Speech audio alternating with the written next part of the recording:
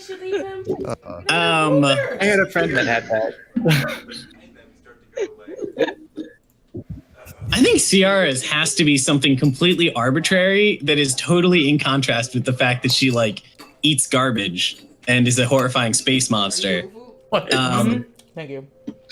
And I think it's got to be that Ciara just can't stand walnuts. They're just really gross. I love that. She actually thinks that too many people are too all right with walnuts, and something needs to be done about this.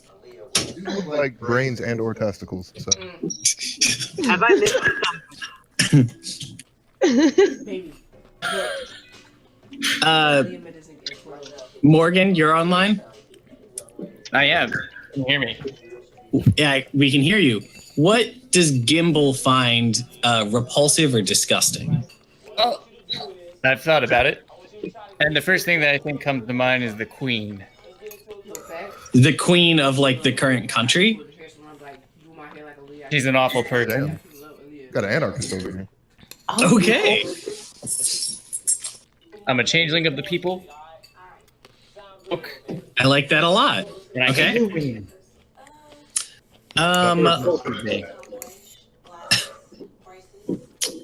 Mikhail, are you on? Yep, I'm on. Yep, I'm here. Okay. Our pre-game character building question is, what does your character find repulsive or disgusting?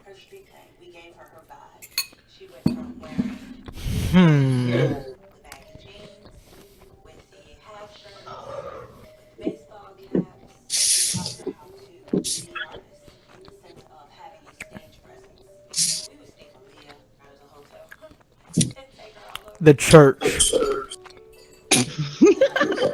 Okay. Okay. He doesn't trust anyone in authority in the church.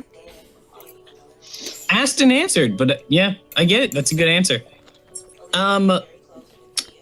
Lunara, is it safe to assume that your injured baby giant raven is not going to be participating in this fight?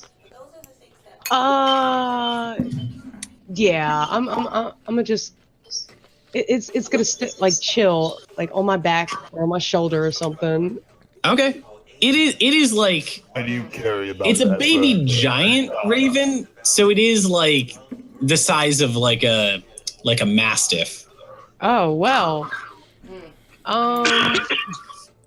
Yeah, Put he you could all just hunched over with that he could bird just on chill in your the back. back. Okay. I think in context, because he's injured and stuff, that's what I was going with. In the future, once we've had a chance to like heal him up and stuff, he has an ability that like once you've finished bonding with him, he cannot die as long as you are alive, like protecting him. Ooh. Yes. But you have to finish bonding with him first, so that will be after this level. Okay. So, is there any business people want to take care of before we get to the fact that you guys are, before we get to the present situation? Can you guys hear me? Yes, is that Cody? Yes, it is. It's a Cody. Hey, Cody. Real fast. What does Vanitas find repulsive or disgusting? That's a good question.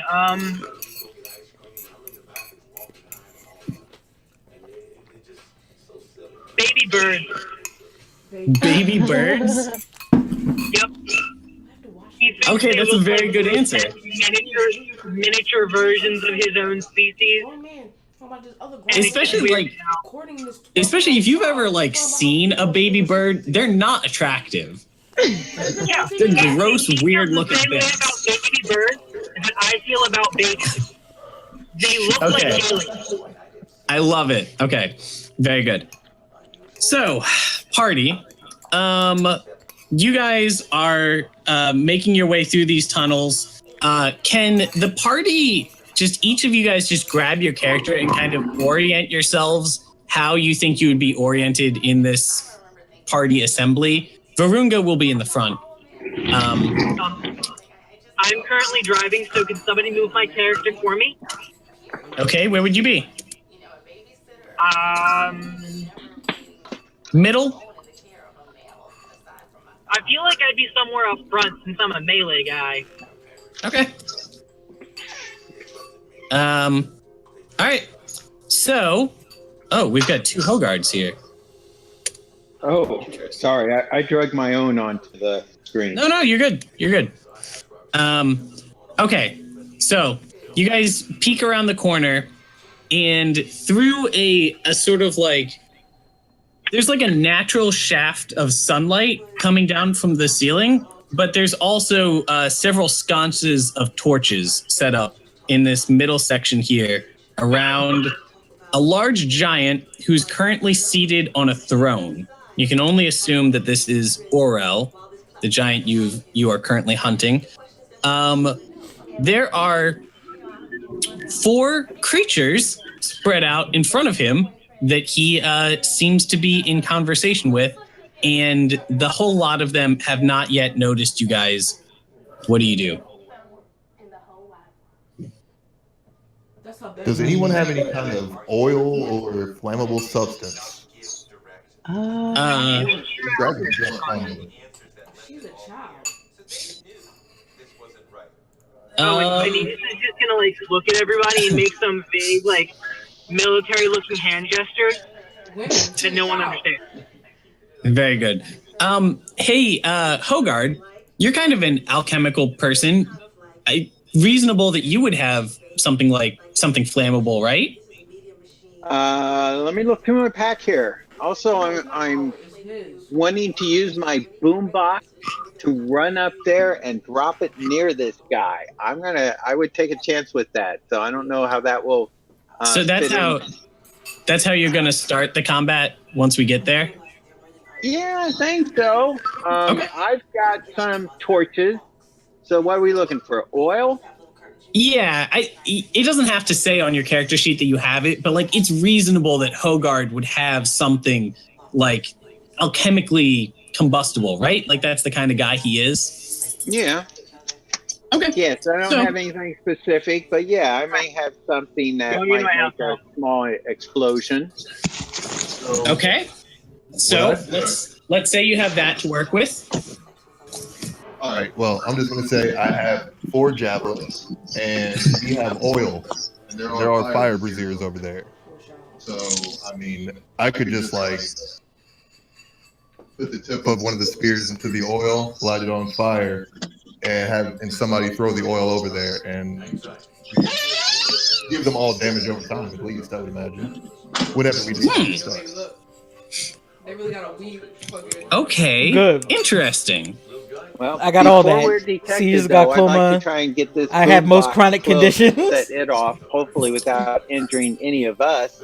Well- it has a 60-foot. I have to be within 60 foot to set it off. Okay. And you're a rogue, so of everyone, you're kind of like the most qualified to actually position yourself and No, I'm going to do that. This place called. Does Rewe? anybody else have anything they want to do before he takes off with that? Hogard, could you put the oil up there along with your boombox? Sure. Maybe that will kind of shatter the oil, and it'll like splash everything.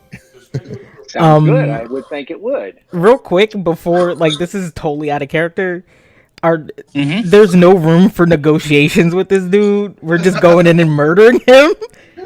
Yeah, I kind of want to know what Varunga wants to do before we go in, if that's cool. Just like see if he had a plan. Oh, Yeah, Varunga. Probably my bad, but I was thinking we might only have one shot at this. Yeah, no, I'm all the way with you, Hogard. Yeah. Just if we're gonna kill this guy, I wanted to just think about it a little bit more and maybe confer with our dragon I pal. mean, if we decide to negotiate with him, then me and Veritas at least are going to have to betray that at some point because we have a pact with the dragon. Yeah, that's on y'all. No one told y'all to make a blood pact. Blood pacts are dangerous, or did you not know that? Fair. Varunga says that the deal was you guys would help him kill this giant, and he is down to kill this giant. So let's go. What are we waiting for? Okay. So if we are 100% down to kill the giant, I am going to. First off, I gotta log in. Okay. Well, here's an idea. What if I try and sneak up there, drop my boombox near him within 15 feet, and sneak away? If the negotiations don't go well, we fall back to that. We're Yeah. gonna piss off the dragon if we do that. I'm into it. I mean that's a good.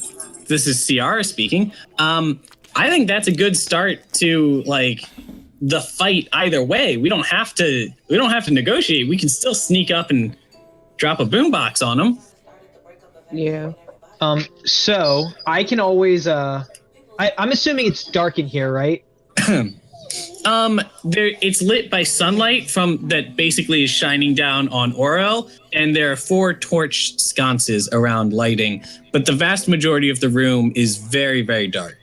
Okay. Can I use my shadow step ability to like teleport up into like a dark corner of the room?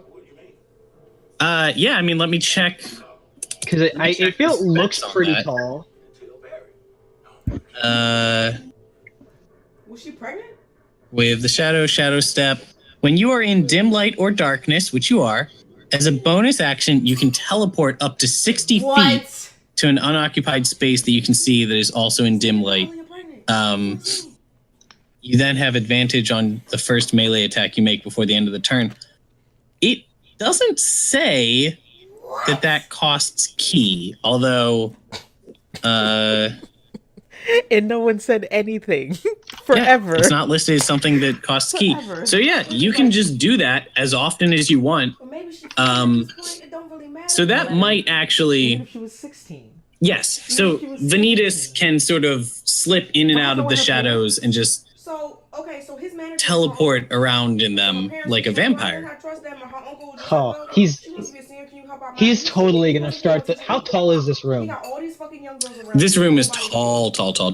It's let's say maybe 60 feet tall, and then from the place that you guys are at, there's another like 10-foot drop before you hit the surface of the water, and then the water is deep. We don't know how deep. Also, worth Is noting, it tall I think, enough for me to be able to do a dive attack? My first attack. yeah, totally. Then that's totally what's gonna happen. Okay, also worth noting, the room, the light cuts off before you get to the end of the room. So the room is like a long chamber that extends down to the south, like further than you can see. Okay. So yeah, whenever we're ready to figure out like what strategy we're going with, I'm gonna enact my master plan. And your master plan is teleport above Orel and then drop on his head. Dive bomb the fuck out of him. Okay. And if need be, I can drop some oil too, because I'll be above everyone. Okay.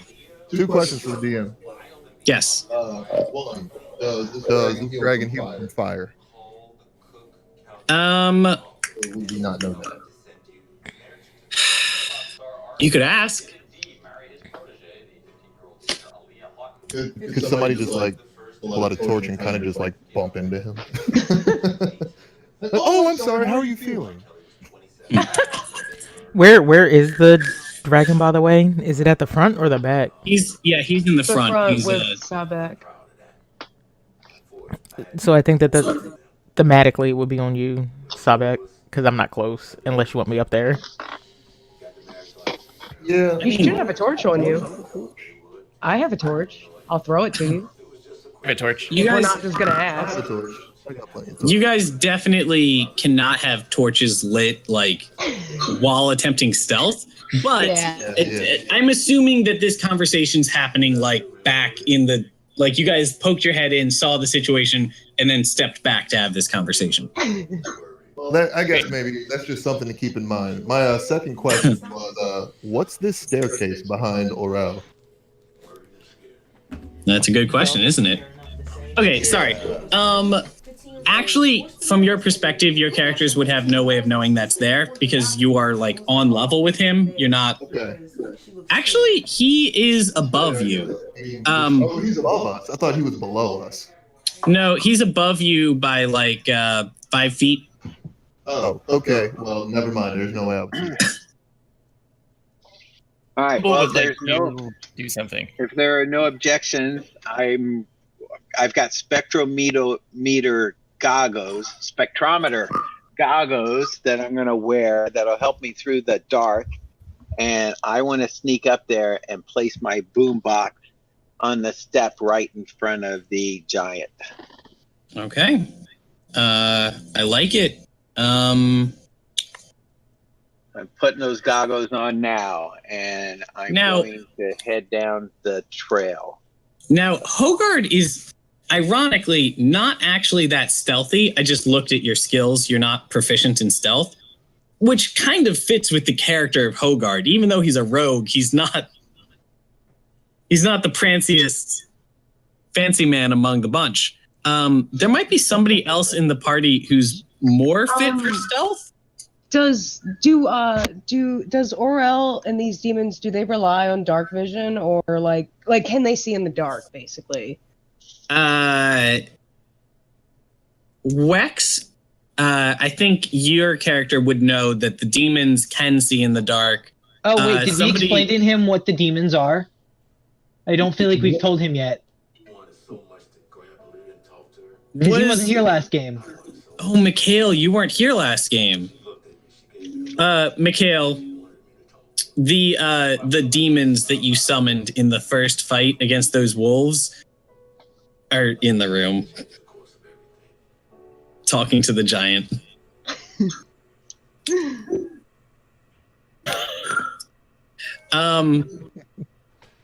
So yes. Mikhail, you there? Is this still part 1? Hmm? We may have lost one, boys.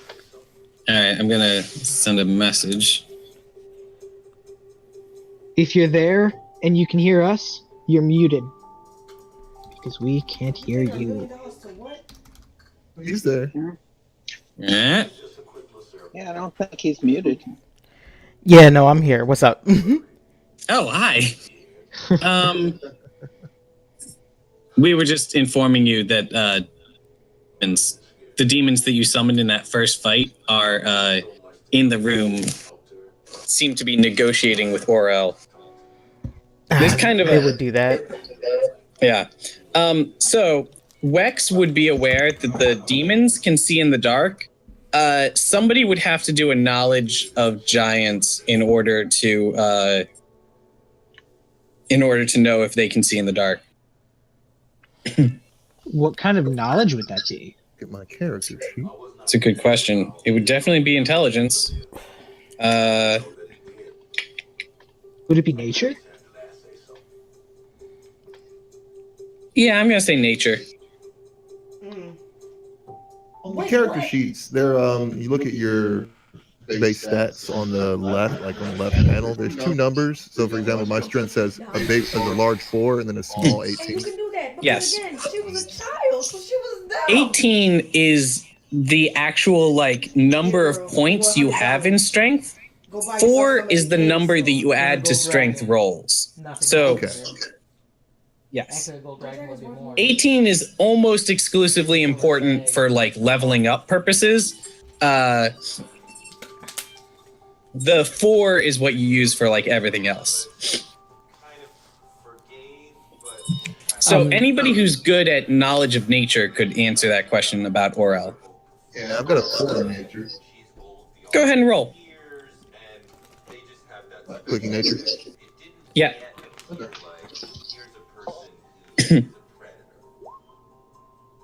Let's see. 16? Okay.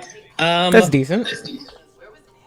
You know whether giants are able to see in the dark, which they are. Yes. Hold on, let me read this and make sure I read it right. No. So he's totally going to see you, Vanitas. Well, that's only if he's looking up. True. They can see. Do they rely on that vision? I'm asking because I have umbral sight, and I think I can use this. Am I 3rd level? Yes. It says I gain dark vision out to a range of 60 feet, and if I'm also adept at evading creatures that rely on dark vision, and if I'm in darkness, I'm invisible to any creature that relies on darkness. So I'm like wondering, would I be able to sneak up with them with umbral sight? Yes. Is there boombox for him? That's very good. Yes. So that's also good because these are all creatures who would kind of be cocky because they can see in the dark. They would not expect something to be able to sneak up on them in the darkness. So, yeah, that's good. Okay, so if we're just cool with that, I can sneak up the box, but we can still talk about it too. If anybody else has other ideas, I vote Lunara. I think that's the only way we're going to get it up there without. Okay. So far we have Lunara is going to sneak up and plant the box. Vanitas, once we're ready to start shit off, is going to teleport up to the ceiling and then dive bomb Aurel. How do we want to position ourselves for this fight? Because if those two just jump into the middle of this whole group, they're going to be 2v5ing this fight while the rest of us are still like all the way over here. I would prefer to plant the box and back off before we start anything, if that's cool. And I can hold off until before I jump down and attack. I can wait for somebody else to attack first. So is the plan then to plant the box, back off, activate the box, and just like let the confusion reign and see what they do, and then ambush them while they're running around like a chicken with their head cut off? I'd say that's what we should do. We're verbatim what we should do. 4 demons and a giant. That's so fine. I don't think our conversation's going to be good for us. Okay. Let's turn into a spider before we move. Hogarth's a little hurt because he thinks he could sneak up there. He's probably wrong, but I'm just telling you, he's a little moody now because he was ready to do this. Okay. Last thing. Do we all want to start from like where we're at, or do we want some of the stealthier people among us to try to sneak over onto the right bridge so that we have them flanked? Who wants to turn into a spider and climb onto the ceiling or the wall and then jump down? So I can go over the stairwell if I'm a spider. That's terrifying because you'd be a giant spider. Okay, so... And spiders can see in the dark, I think. We have established that you can change your form, but you can't take on, like, traits that... Like, you aren't able to, like, fly when you become a bird. You could take on the shape of a spider, but you wouldn't have a spider's, like, wall climbing abilities unless one of your other abilities lets you, which I'm checking now because it might.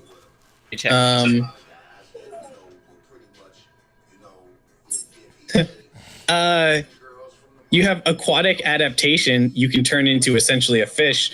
The entire lower part of this map is water, so you could turn into a fish and then swim around with water over to the other side. I wouldn't fight it. Oh, you happy about that? That might be a long swim. Yeah. So, no climbing, but let's see, you are a monk, so you might just be good at... Yeah, you're just naturally good at stealth. If you tried to just sneak over to the other side, you're very likely to succeed. Okay. Well, I'd rather do it as a spider. Okay. A spider before I do so, but I will go over to the other side. Okay. I'll play when I get there. Okay, cool. So, go ahead and roll stealth, and anybody else who wants to sneak over to the right side, roll stealth. And Lunara, I'm actually not going to make you roll stealth, but because you have such a big advantage, we're just going to say your character is able to sneak up, plant the box, and get over on the right. Okay. Anybody else who wants to stealth over, make the roll. Here, Lunar, be very careful with this box. Go and place it on the step right in front of the giant. I will do so. I'm getting an icon ready for our box.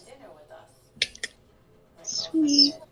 Hogarth's going to move right in front of Vanitas, once the box is in place. That's where I want to set it off from. Okay.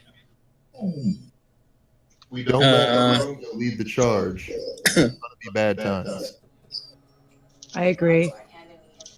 That's a mug. That's a good shape for a box for a dwarf. Wait for it. With a handle. And you can drink beer out of it also. There you go. And also you can play your Backstreet Boy albums out of it. That's right. It's a boombox. Okay, so let's see. Who's rolling stealth?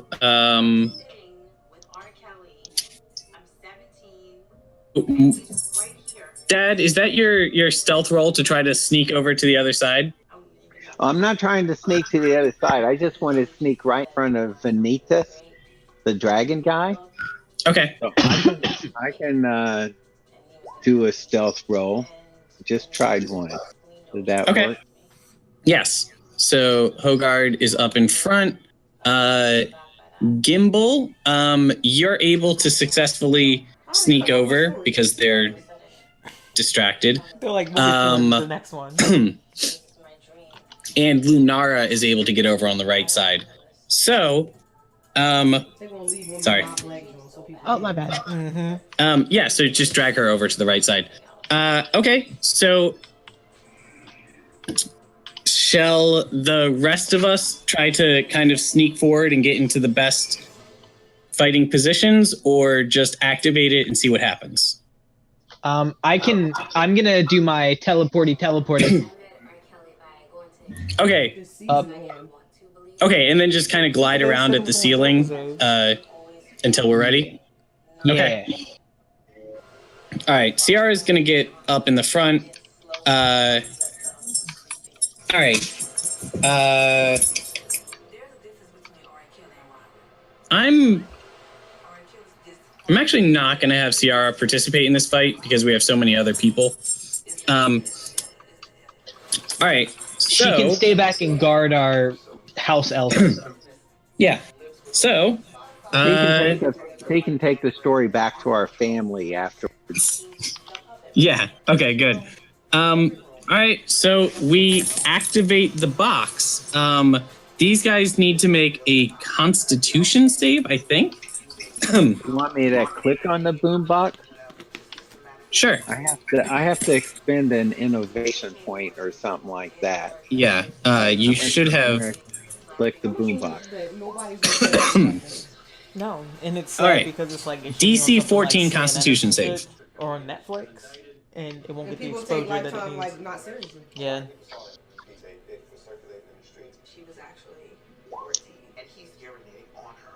Oh, we all have to do a Constitution? No, just the enemies. Okay. Ooh, okay, so Aurel fails. Ooh. He's going to take 9 damage. Like I'm checking for special actions. Who's Aurel? That's the It giant. makes sense, right? The frost. He was a singer. He had, all he wanted to do was All right. sing. They take this and are deafened. So Aurel is deafened.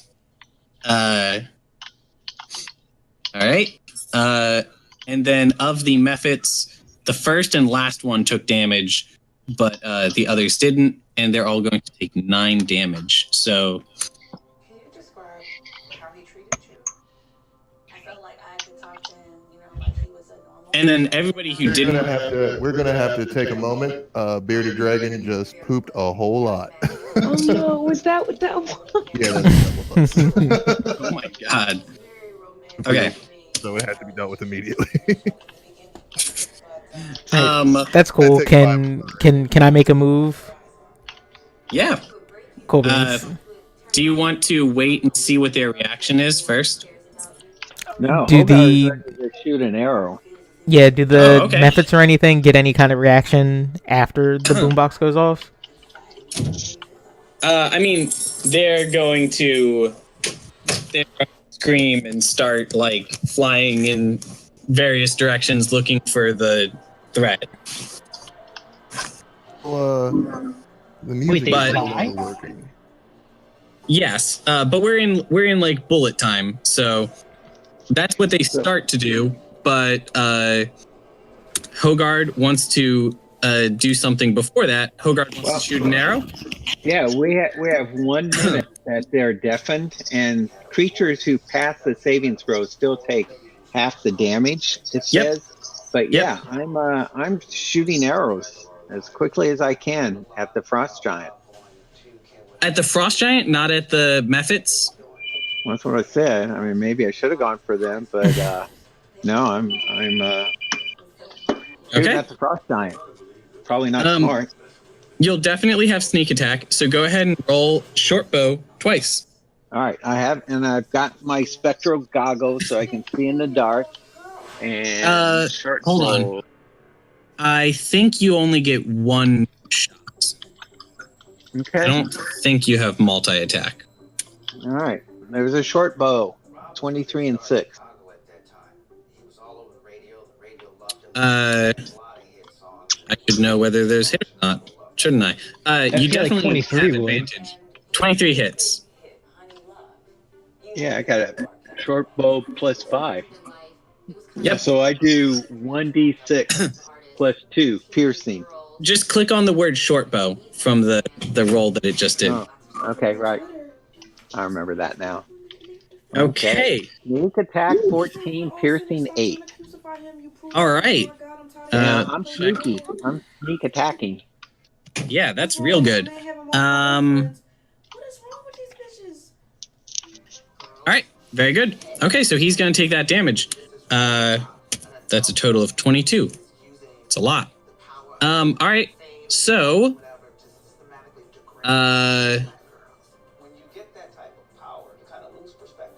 who wants to go next? We have like 1 minute while they're dazed and confused. I I'm mean, gonna they're wait deafened. for- They're not like paralyzed.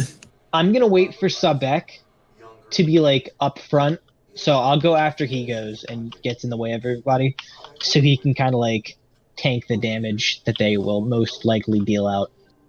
Okay. No. Real quick, if I shoot out a poison cloud, how long does that stay on the field for? I don't know. Is that an ability or a spell? Pretty sure that's an ability. I can check.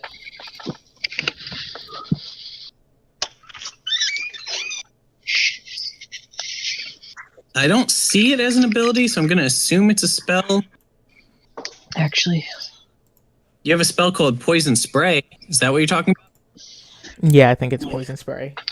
I don't know if Vanitas would be patient enough to wait, so he might dive down right after this happens. Okay. I'm actually going to have to look up Poison Spray.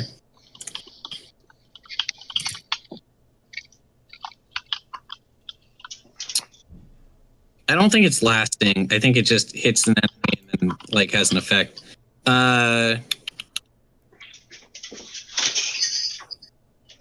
Yeah, the enemy just takes damage. It's not really a it's not like an ongoing cloud or anything like that. Cool. I just wanted to make sure that I wouldn't mess up Vanitas for his like dragon dive. Mm-hmm. So yeah, I would like to move up front and then shoot my poison mist at the first two methods that are on the furthest on the left. Okay, I'm back. Okay. Star is going to be another commander too, though.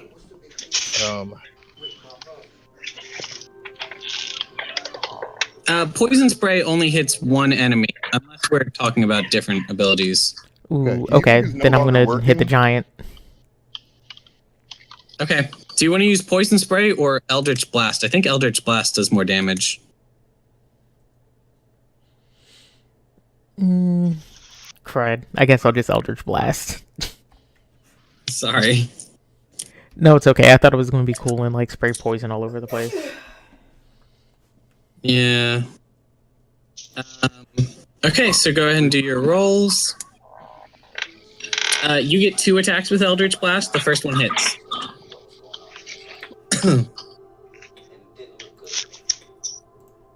second one hits. Go ahead and roll damage. You're going after the giant? Yes. Okay. I assume you're cursing the giant. Absolutely. Okay.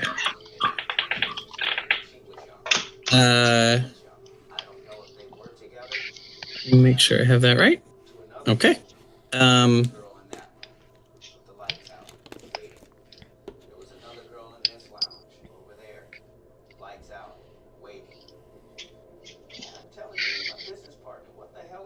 Okay. So,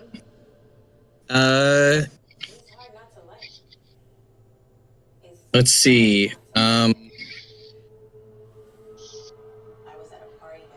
Does anybody have anything they want to do before the enemies react? I was gonna do my dive bomb attack now. Okay, Sabek hasn't gone yet. Oh, I don't mind. I figure Vanitas wouldn't be patient enough. He'd just kind of like. Okay. So, that's gonna happen now. All right. Do your dive bomb attack. I don't extra things you have to roll. Good music. It just gives me one additional dive damage. Okay. On my first melee attack. We can just.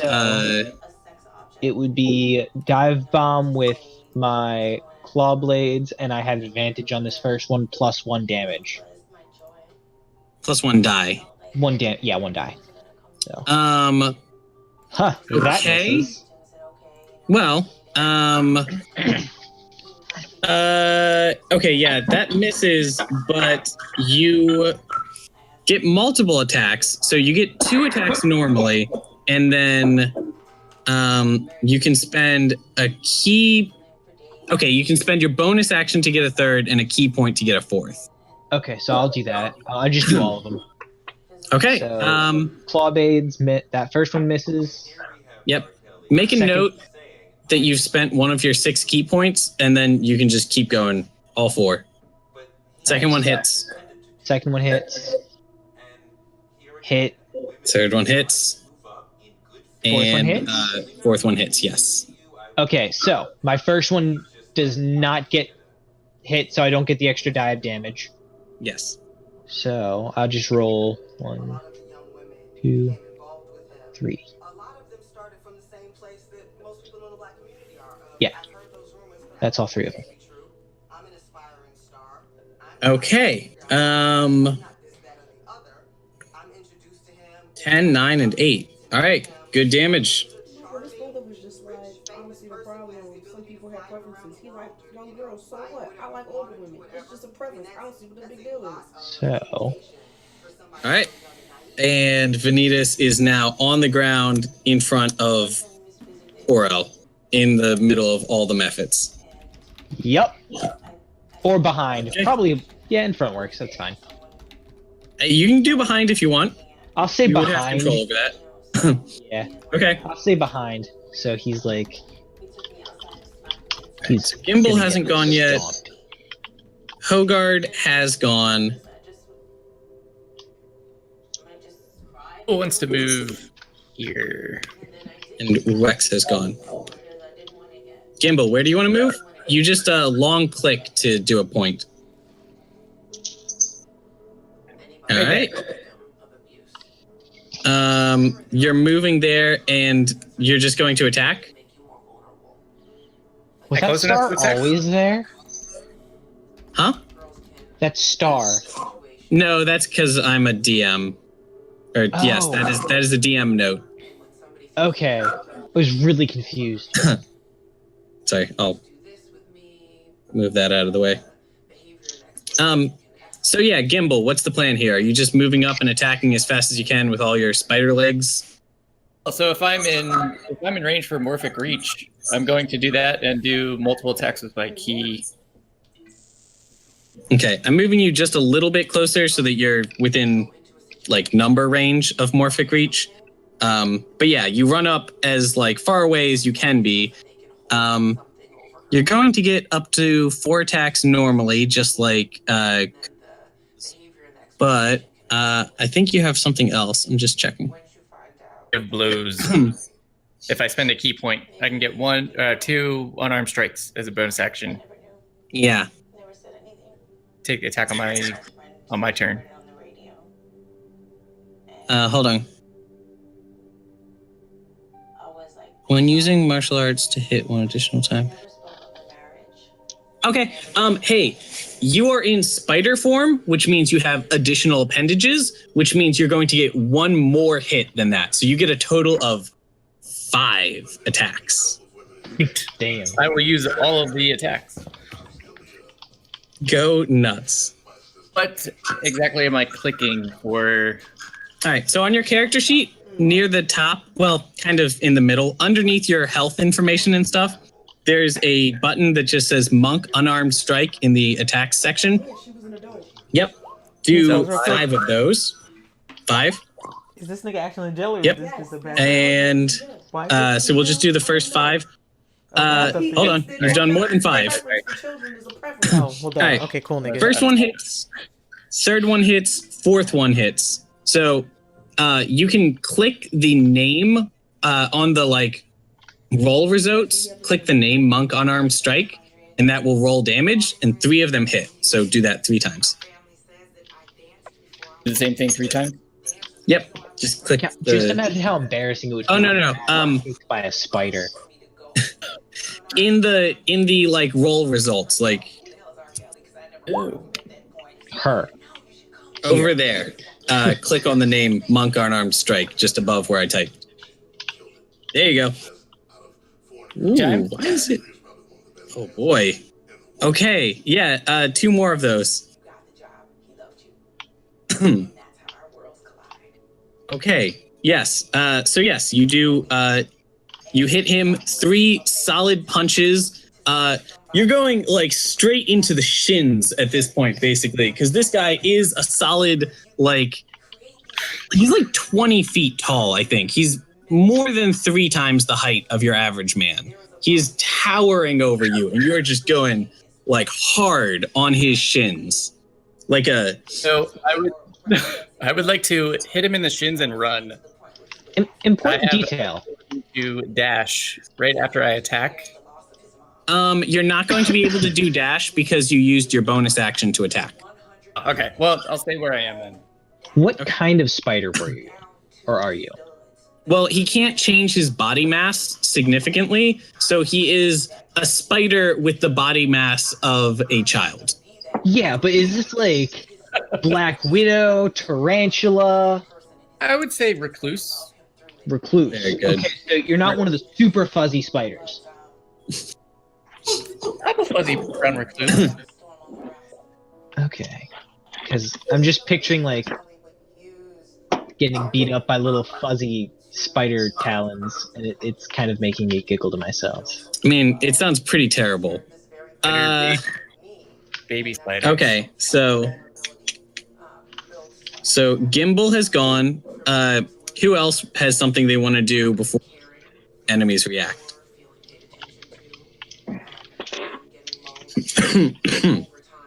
Vanitas is just going to give more hand signals. Nothing useful, just hand signals. Sabek and Lunara have not gone yet. Oh no, I know. I was just making a. No. I'm informing the players. Sabek and Lunara have not gone yet, and Varunga is going to wait until Orel reacts before he takes a turn. Beck is waiting. What are you waiting for? to see the enemy reaction. Oh, okay. Okay, cool. Lunara, do you want to do anything, or are you waiting to see his reaction?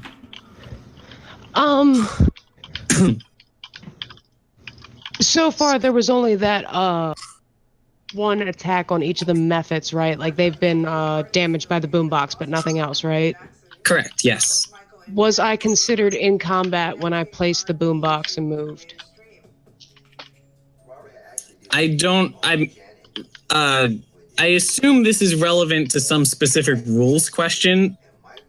Yes, I'm basically wondering if I can do the double attack, because like I'm wondering. Oh, if yeah. Okay. I would just like to take a pot shot at each of the little methods that got damaged to see if I could just pick them off, so we have less damage to deal with when the enemies react. So I think you get 2 attacks normally and 1 additional attack for the first round. Sure. I'll go for the 2 injured ones and then just go for one of the ones that hasn't been injured yet. Okay. And I wanted to go out, but I'm mad. Why But he like, do that? Because he that's didn't not have to even do how- that because that's not you know even that's how not Michael even talks. All right. And Let then me he can't check. do I this. doubt that 9 hits, but okay. So the first one misses. The second 2 hit. You can go ahead and roll longbow damage twice, and then I'm gonna go ahead and roll your ambush attack damage. Okay. What? It's 8 or it's 6. Sorry. Okay, so a total. All right, so first one is gonna be this guy. He takes 10 damage, and he is like woozy and like stumbling back and forth already. Second one is going to be this guy next to him, and you get him like in the chest, but don't seem to get any vital organs, and he is injured but not dead. So that's the last of it before the enemies react. Orel is going to go first of the 2, and he's going to go after the person in front of him, I think. Good. Press X to pay respects. Yeah, he's actually going to take 1 attack against each of you that have attacked him. He's going to do a little bit reduced damage here because he's not using his great axe. He is kicking you, and he's trying to send you flying. First one is against Gimbal. Second one is against Vanitas. Vanitas surely dodged that. Gimbal did not. So Gimbal, you're going to get hit, and you're going to take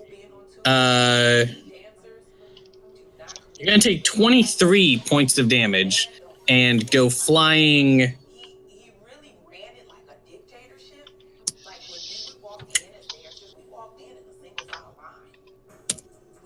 You're going to go flying 30 feet backwards. So Gimbal ends up. Oh, it doesn't. Wasn't there a way to like see distance when you dragged your character? Was it like I feel shift like it's click? holding both at the same time. It's doing what? I'm wrong. Ignore. You just did it, Bren. You did it like 5 minutes ago. I'm not trying to get the ping thing. I'm trying to show the distance that I'm dragging it. Well, in any case, I can just use the ruler. Okay, 30 feet. I'm going to need you to make a dexterity save, Gimbal. Badger. So, yeah, that is. You're going to click on the word dexterity in the savings throws section. All right, dexterity save. All right, and you failed it. So you are not able to catch yourself, and you topple backwards into the water, and you're going to take an extra 3 points of damage as you fall 10 feet into the water and land in some rocks in the water. Ouch. So you've taken more than half of your health bar from that one hit. Vanitas, however, Aurel turns and tries to land a turning like a half spin kick kind of thing at Vanitas, but Vanitas ducks skillfully under it, and Aurel is going to bellow like. Yeah, he's going to bellow like, "What is this treachery?" But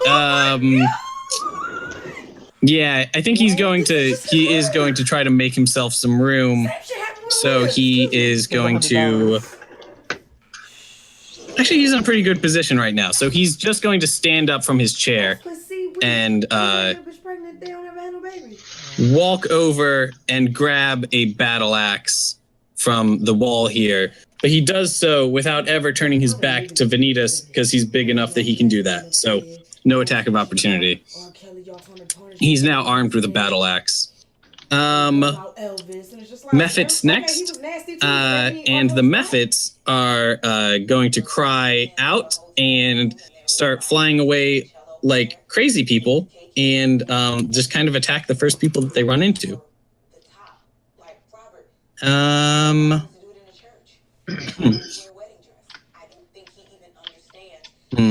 am I going to do this?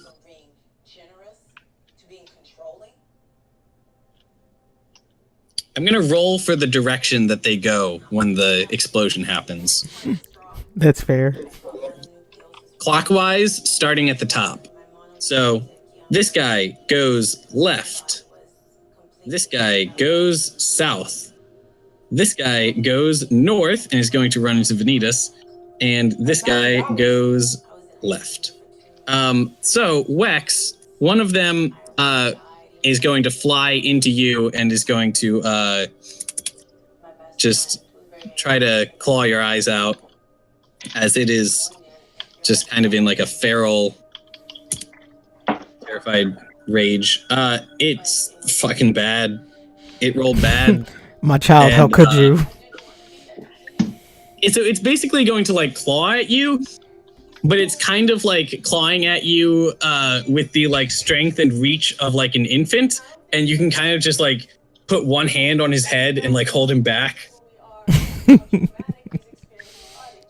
And Vanitas, you are also going to get clawed at. Maybe this one will be a little more successful. Nope, that's a critical failure. So,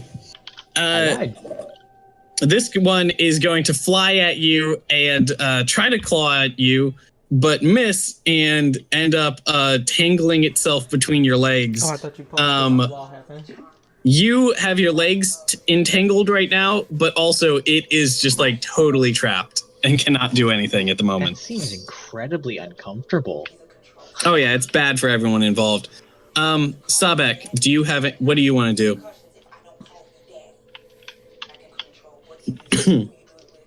Sabek is still sitting back and waiting next to the dragon because he thinks that the party has forgotten about the fact that we have a dragon next to us, watching us get weakened. Okay, so wait for the dragon to make a move, and then I'm going to chop him. Okay, so as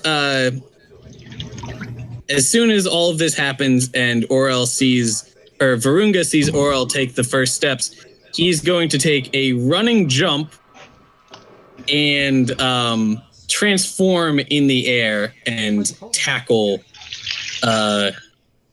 Aurel. That seems like a bad idea. He's going to get very large. He is he's about the same size as Aurel. That's good. Aurel is actually taller and might weigh more. Aurel is very, very large. But the dragon is going to just they was like, yeah, this nigga always been a weirdo. Totally go ham on Aurel.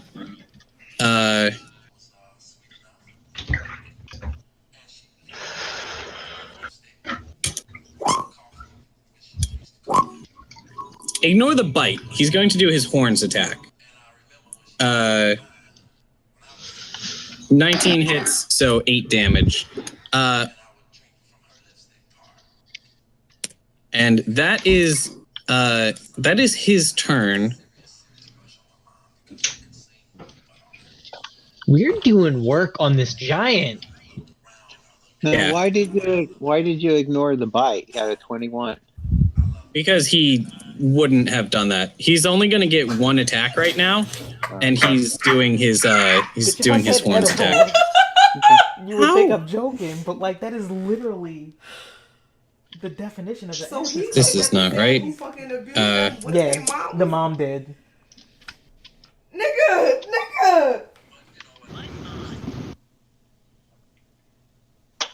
What the fuck? This nigga said. There it is. Okay. I'm done. So I'm all the way done. I mean, I need to add a couple. I need to add something, but Sabek, think about what you want to do.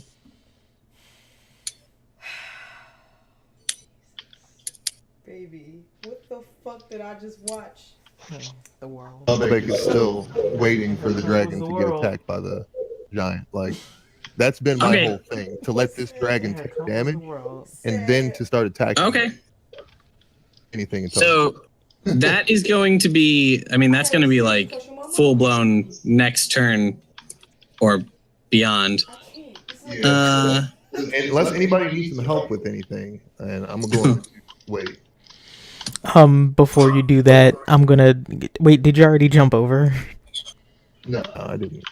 Okay. I'm gonna motion to you about this plan that we talked about before. I would like some of your dragon blood.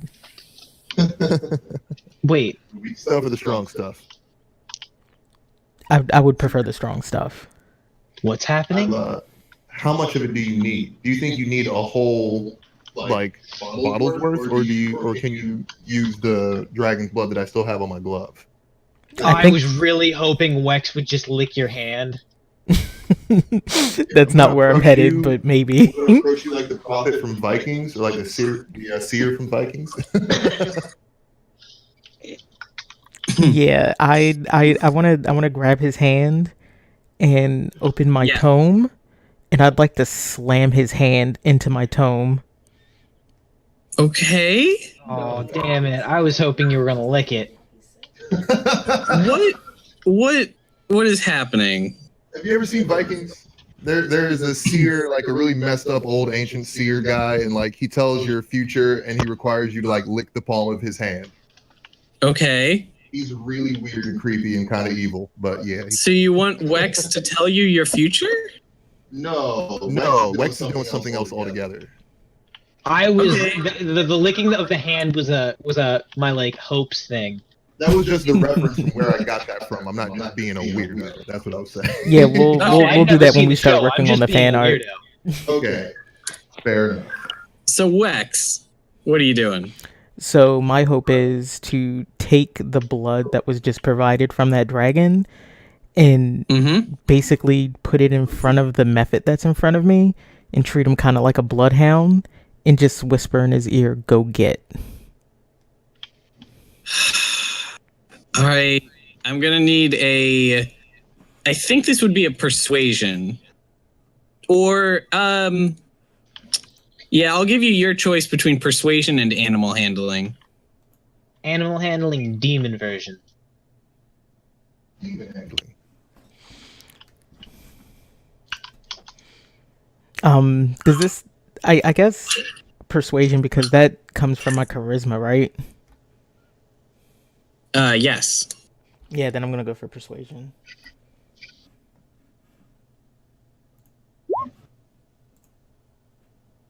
Okay, make your persuasion roll. That's going to work. So this Mephit is under your control now. We'll just have him. Who's he going after? The dragon?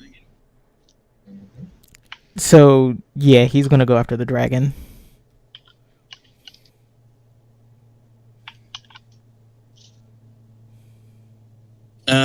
That hits, and the dragon is going to take 3 points of damage. Good job, buddy. Okay. Okay. And I have to do. He said I turned a couple around because that proved that I loved him. No, he said he wanted to listen. He said I love my mother. So.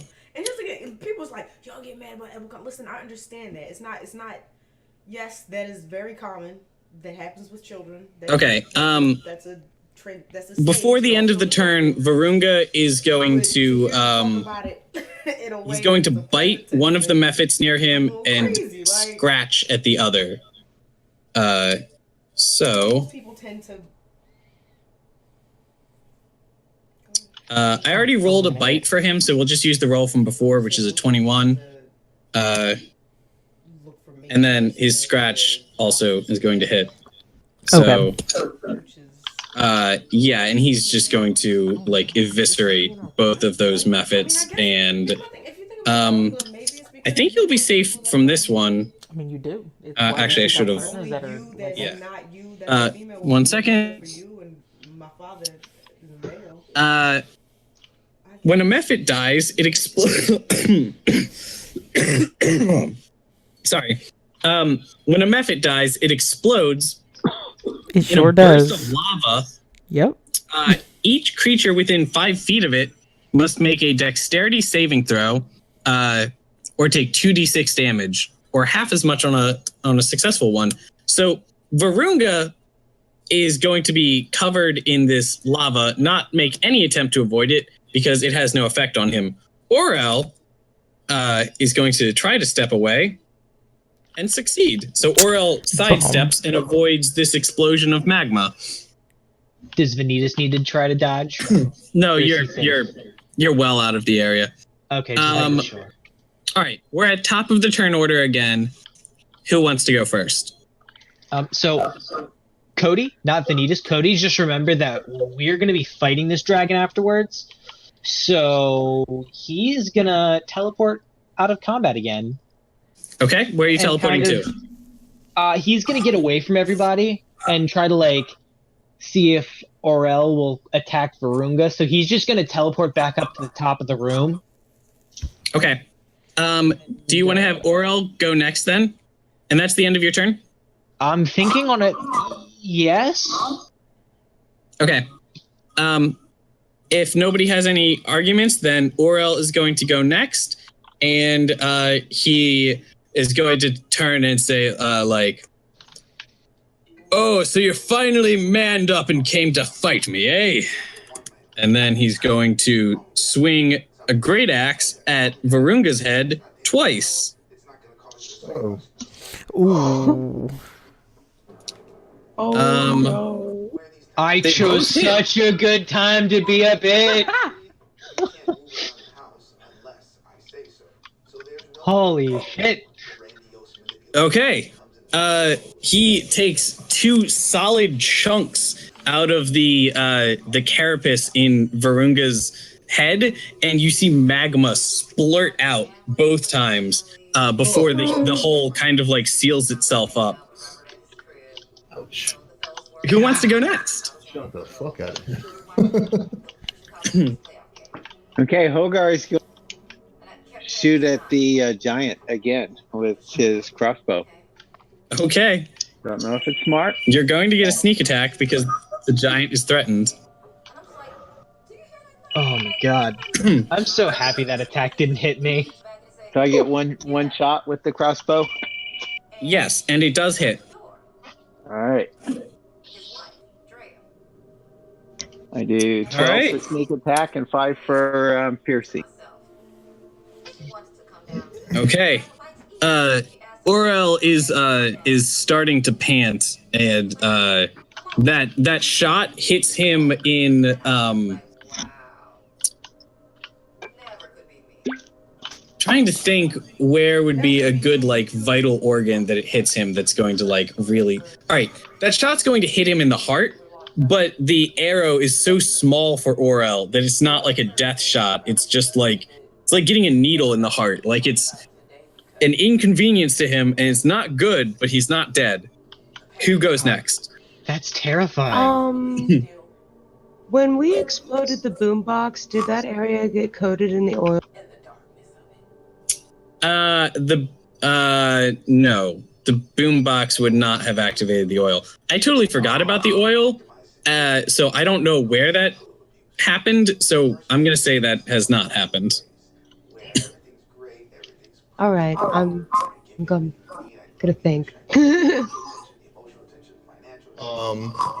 Well, since Varunga's got a good chunk taken out of him, that whole time that I've been sitting back here waiting and, just watching what's going on, I've been tying him rope to a javelin, which I'm about to throw directly at Varunga. Very good, yes. So let me go ahead and, I guess, click javelin. If it lands, I'm totally I'm gonna be holding on to the rope. So 15. Here's what I'm gonna say. For a 15, the javelin lands and it's going to pin itself between two of his scales, but it's not able to pierce in enough to do damage. But you do have it is on him. Okay. You don't know how sturdy the hold is. What are you saying? I mean, what I was meaning to say is that when I'm throwing it, I'm holding it, so I would assume that I would be flying over with it. Okay, that's not how physics works. But this is fantasy, all right? You're holding the rope. You throw the javelin. The javelin is in his scales. You have the other end of the rope. You could try to swing over. All right, yeah, then I'm just gonna swing over, cause yeah. Okay. Although that would have been really cool looking. Okay. Just. He's not standing still, so I would assume that when he got this javelin stuck in his back, he would jerk to the side. And since I'm holding onto the rope, that would kind of fling me off the cliff. I would have been all right with that if he had taken damage, but because it just got stuck between his scales and didn't damage him, then I'm going to say no. You take a running jump, and as soon as your weight hits the rope, the javelin is going to pull out of Varunga's side, and you're going to start falling. Nice.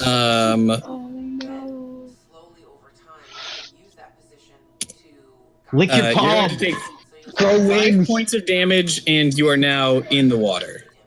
Cool. It's gonna chill down here.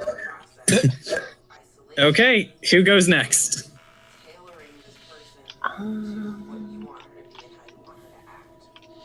Are you ready to do some fire, Lenara, or should I go? Nah, go for it.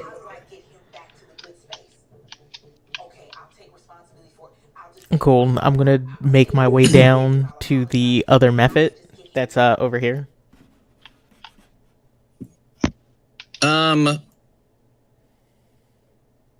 So 30 feet, which I think is your walking distance, will get you here. Here. Here. Oh, darn. Okay. Which it'll give you a line of sight to shoot at the method. You could shout at it if you want. Yeah, I don't want to shout at the method. I want to keep using my dragon blood, but I'll just move forward a little bit, and I'm gonna Eldritch Blast the giant. The giant, not the dragon? Yeah, the giant. Dragon's not my target yet. Okay, you Eldritch Blast the giant, and roll your Eldritch Blast. You get 2 shots. That first one hits. Let's see that damage.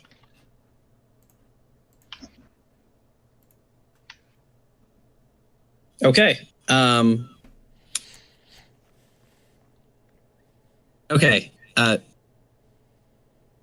So you hit him with this blast of energy. Aurel is going to stagger one way. He's going to stagger the other way, and then he's going to slump backwards and land against the wall. Why are we fighting the dragon again? Just real quick reminder. To get Sabek some dragon blood. Okay. I couldn't remember like the whole time.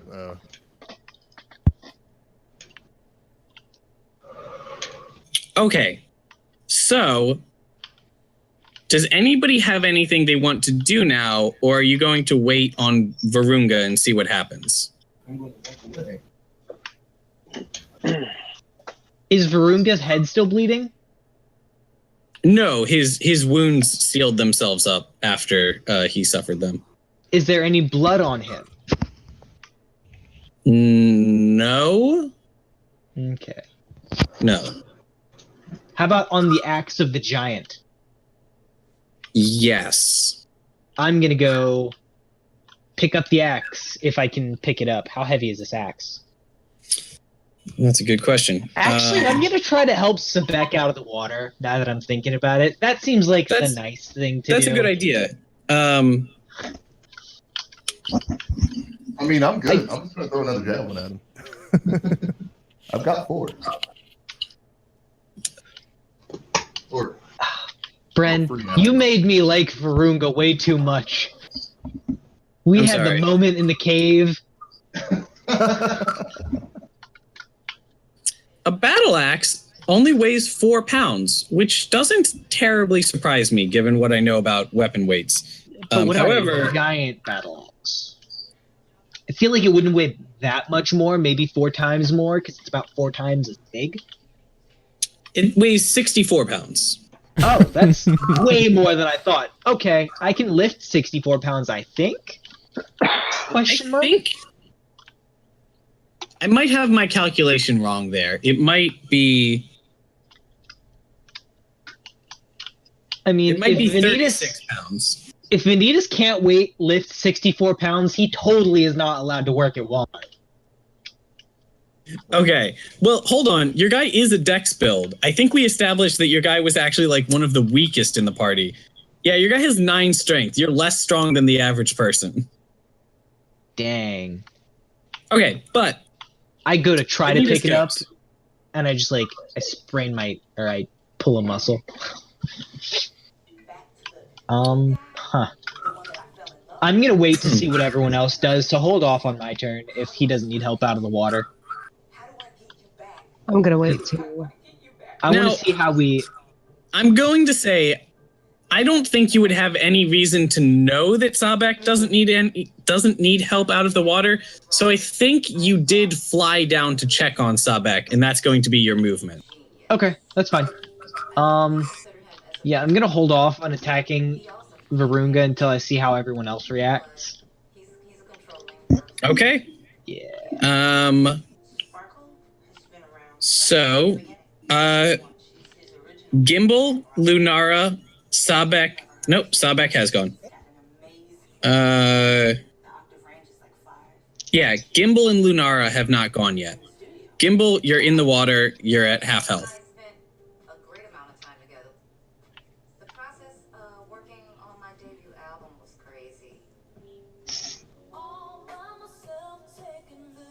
Either of you have anything you want to do?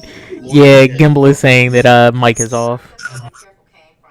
Please hold. Curses. I'd just like to wait. Okay, you're just waiting. All right, that's good. Hello. Ah, there he is. I want to get out of the fucking water. Okay. I think I'm gonna need like either an athletics or an acrobatics from you to do that. So go to your skills and roll one of those two.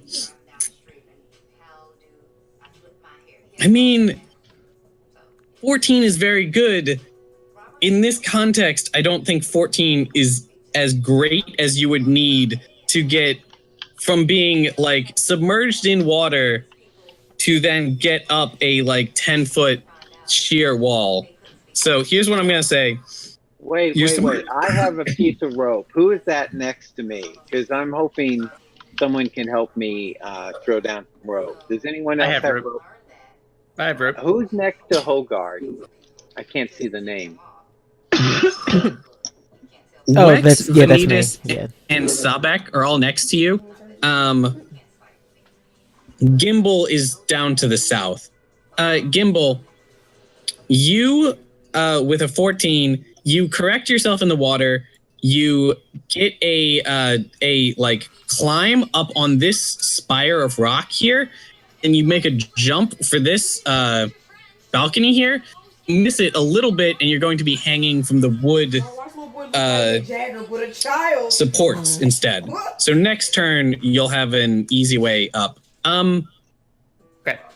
I will say if you want to use your action to do further movement, you could finish climbing up and be like in fighting shape for next turn. I think I'll do that. Okay. You can end next to this method if you want. You won't have any action to attack it, but They didn't even get past Space So I'm Jam. planning on attacking that This method. took place So before Space Jam came out, what, 95, 94? actually, you know what? Does your character have the ability to dash as a bonus action?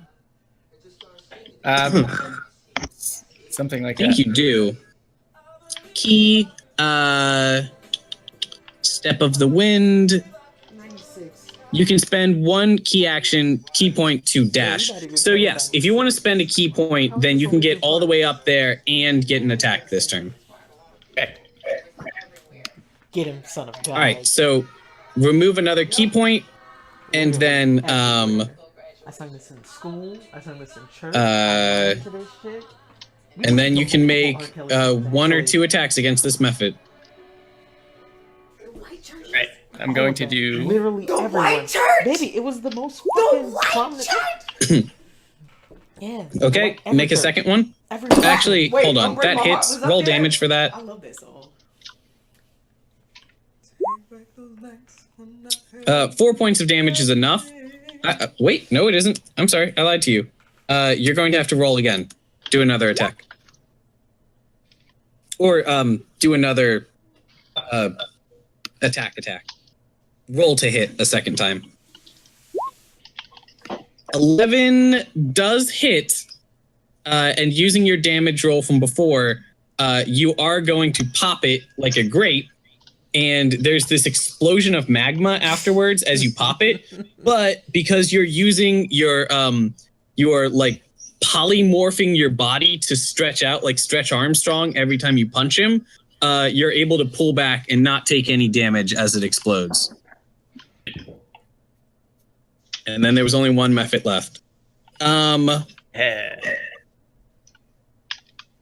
Okay, so I think it's only Varunga now, and he is panting over the body of Orel, and then he's going to slowly turn around and paw at the javelin in his back, which has a rope that leads straight down to Sabek, and he is going to chuckle and say, "Of course."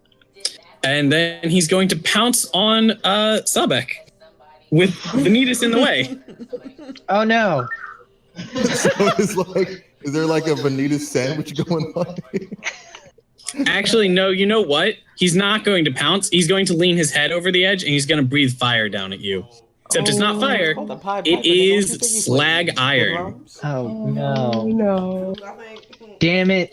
You played the flute, I think? I'm not sure. I mean, I don't know what you were expecting. I mean, I got a plan. It's not like something that I don't have a plan for. We're in water. Slag iron is going to cool extremely fast in that water. I mean, if it hits us when we're above the water, then yeah, but I think any intelligent person would duck. Vanitas is just yelling at Sabek. Damn it, Sabek! That's in character too. Just laugh. Is it our turn, or can we go? Because I would love to react. Give me 1 second. You guys both need to make dexterity saves. Okay. Deck save I should be good on.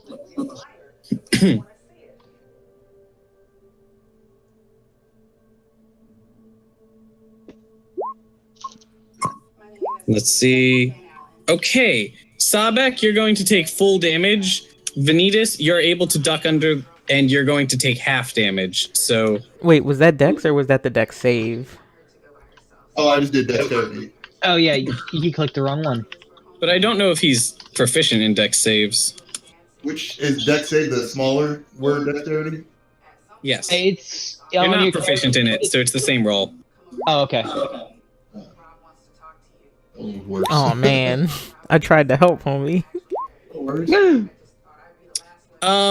Sabek, you're going to take 39 points of damage as molten iron pours down on your head. Vanitas, you take 18. If I can, I would like to shield my head with my hand and let my hand be completely taken off. The one that he branded me with. Neither of them are going to be completely taken off, but you can shield your head. This is an interesting position not accounted for. Vanitas, you take 18 damage. Sabek took 39. Vanitas, you are now underwater, and as Zai pointed out, the iron is going to coalesce as it hits the surface of the water and turn into a flat plate of iron in this narrow corridor of water that you're in, and is going to start sinking with you underneath it. Oh my god! I'm gonna need a dexterity save to see if you can reorient yourself and swim out from underneath it. I'm gonna go ahead and say I'm gonna have disadvantage on this because I'm a bird swimming. Oh shit, that's so good. Yeah. A bird swim. 19's good enough though. Okay. I'm still yelling, training. damn it, Sabek, while underwater. All right. Your monk training comes back to you. You center yourself. You reposition in the water, flapping your wings, which actually make nice impromptu fins. And you're able to dash out from underneath and get out away from it. Sabek, you are in this plate and you are sinking and being pulled underwater. I'm going to need a strength save from you first to see if you can pull your arm out of the molten metal that is encasing it. Small strength? Just punch him with it. Wait, what did he just say? This bitch seen him locking his wife up, not giving his food. I will give you advantage on this. Because, I mean, this is what you do. Like, you are a dragon hunter. This is your passion. This is your expertise. You work up all the strength you can muster, and you plant your feet next to your arm underwater and heave, and you break your arm out of it. Now I'm going to need the same dexterity save from you that Vanitas just did to orient yourself and swim out from underneath it. So, fun fact, I've been watching way too much Baki the Grappler, and I just pictured Sabek, like, flexing his forearm and the slag just shattering. Fuck. Okay. Well, that doesn't happen, and you're not able to get out from underneath it. So you're free, but you are being towed down by this length of iron. All still in the play. Lunara, you have not gone yet. What do you do? That counts as my move. Sabek, you haven't taken your turn yet. That was all just reaction stuff.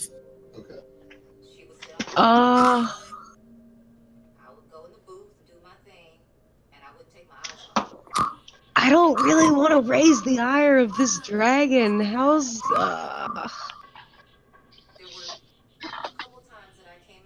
I want to. Can I move? Can I just move without raising the ire of anybody?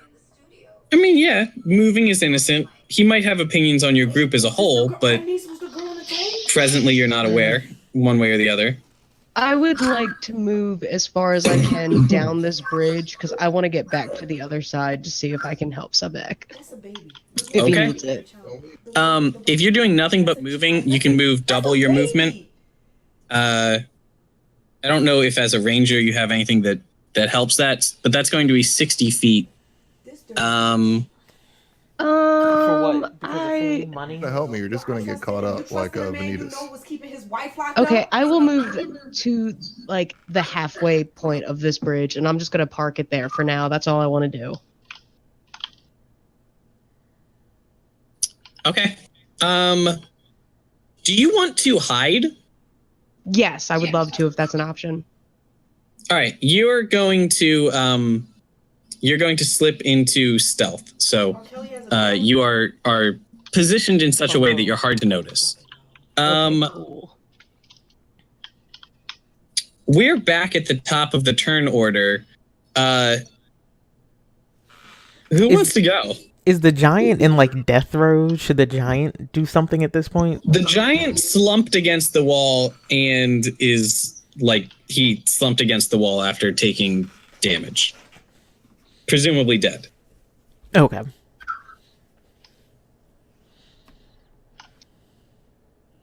All right. Well, seeing what happened to Virunga when he got chopped in the head and lava just kind of spurted out and he reformed his head, Sabek has had a bright idea this whole time. It's time for the High Dragon Blood. So I'm going to take the one strong dragon blood that I have. Hold on. I like this idea. You are currently underwater and are going to have trouble both fishing out your dragon's blood and drinking it while underwater. I thought I was being dragged down. I didn't know I was underwater already.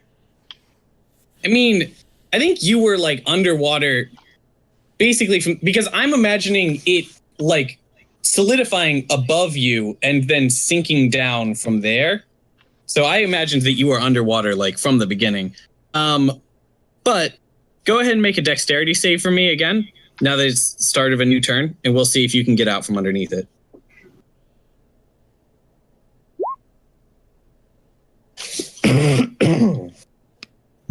I'll allow 13 is good enough. You're able to wiggle free and get up to the surface. You're on the surface now. You can pull out your dragon's blood and drink it. Alrighty, gonna do that. Are you doing the strong dragon's blood that gives you everything? Yep. Okay. So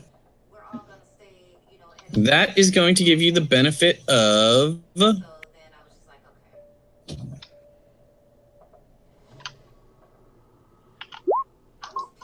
Blood rage effect. Okay. You have all these enhanced attacks. You have resistance to all damage. The scary or this is the important one for you, I think. Dragon Heart. You heal an amount equal to your hit dice plus con every turn. If you're downed and bleeding out, you stabilize next turn, but don't recover HP until the turn after. And you are enlarged, and you can fly and stuff. You get all the abilities That's listed. why I was like, I mean, I personally have never had problems drinking a bottle of anything underwater. So I thought, like, if I drink that, then I could use that to burst out of the slag. Oh, okay. Well, that was a good idea. You actually had already burst out. You just needed to get out from underneath the thing that was pushing down on you from above. So either way, you're now big, you're a dragon, and you've used your action. Actually, no, I don't think it uses your action to drink that. So you have both your movement and your action to do. Okay, I'm gonna move. I'm gonna half fly my way back up the cliff, just to the edge. Okay. So I'm back on even ground with Virunga, and he's gonna get some nasty dragon fire, dragon's breath. Okay. All right. You are going to breathe a wash of fire over him, and Virunga is just going to flex as the fire washes off of him because he is made of fire. The kind of dragon fire I have? Oh, right. I forgot about that. Poison. Sorry, you're correct. Don't we roll for it? Yes, I don't know if we have it written down yet, but give me a second. I'm going to say...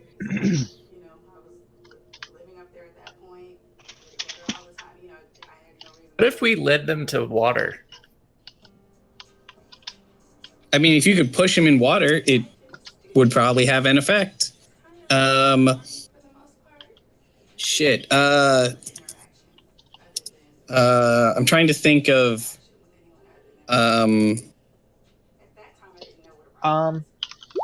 associate a number with the type, like 1 for fire, 2 for thunder, 3 for poison? Yep. I'm just pulling up the race of Dragonborn. No. I just got it. Oh, you did? Okay. Check chat. It's going to be lightning breath. So it will do damage. You're going to breathe a wash of lightning over him. And He's out of the water when he's breathing this lightning, right? Yes, he is. Oh, thank Jesus.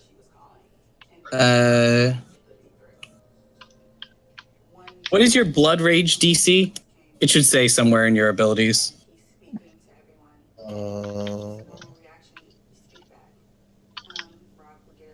Blood rage DC. Is it going to be on my character sheet? Yeah, it's going to be in your character sheet on the somewhere in your ability description. Okay.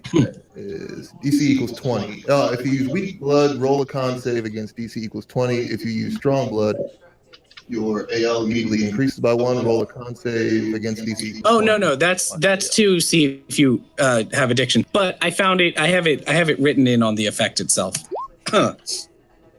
So he needs to roll a DC 16 dexterity save to avoid taking full damage.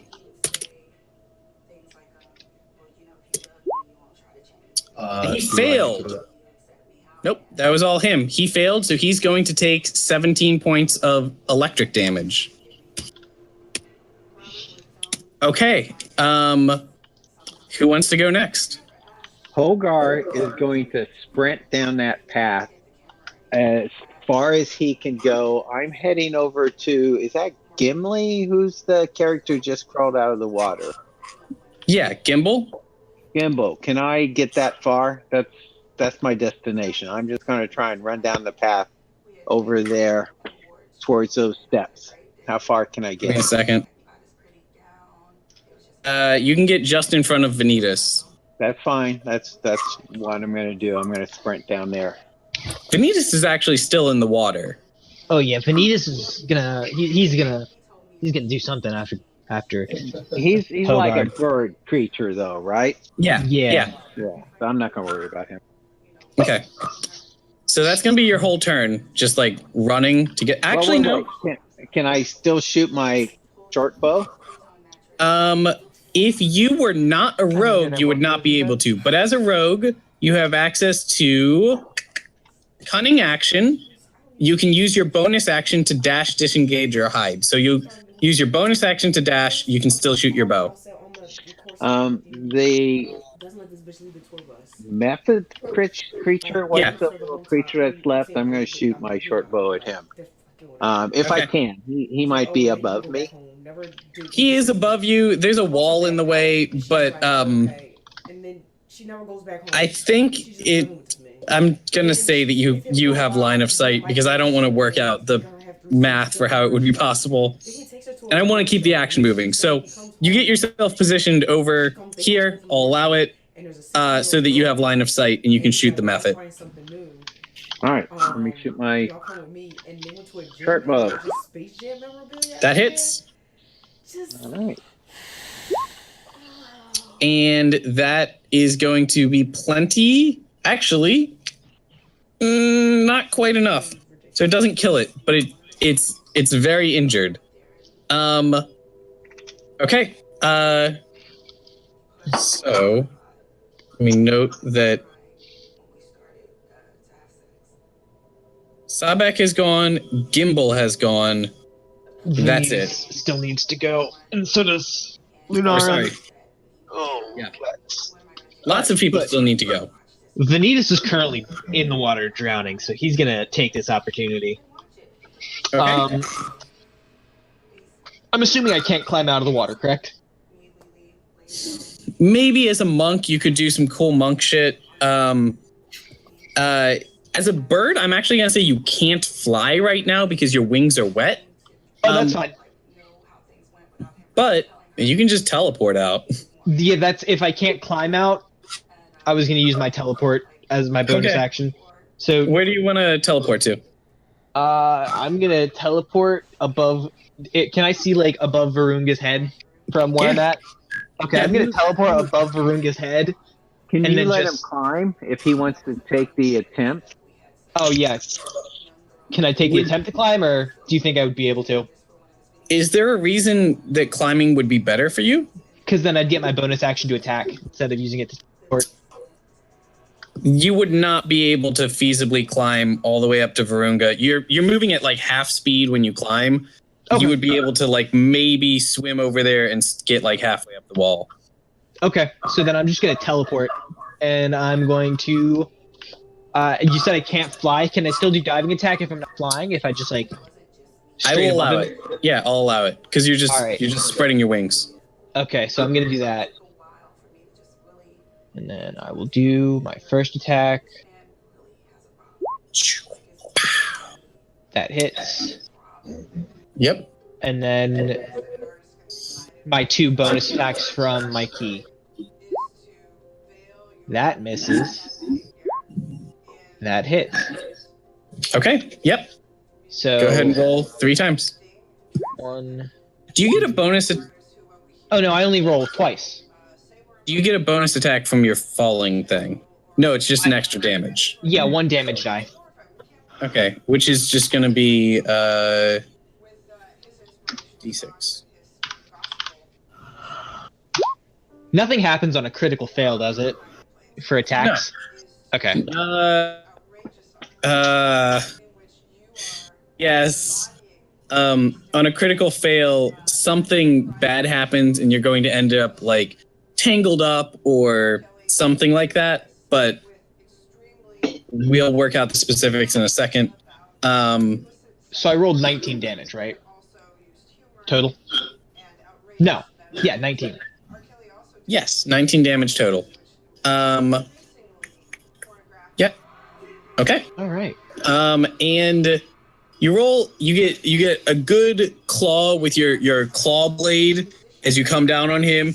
You get a second uppercut, and then your third one, you're going to try to swing in it at him, and your claws get embedded, like stuck in his scales, and you're not able to pull them out. So you're going to have to either start next turn like doing a roll to pull them out, or drop it and, sort of give up on that weapon. But so logistically speaking, what happens if I try to teleport while my claws are stuck in him? I would allow that you're able to take your claws with you, but you're not in an area of dim light right now. Oh, that's fine. I was curious because I'm in contact with him. Good question. Hey, Sabek, did you roll healing on your turn? No, I didn't. I was going to ask about that, but I was the roll hit dice will do all that you're looking for. So just open up your character sheet and click on hit dice, and that's how much you heal. Where's hit dice? It's under your hit points. Okay. You heal 16 points. Not bad. Not bad at all. Oh, and during my entire move, I'm just yelling, I thought we were friends, Brunga. He's going to be yelling, I thought we were friends. And I'm just like crying while attacking him. Why you do me like this? Okay, and now Varunga's going to do the first of his 3 turns to swing at you with his claws.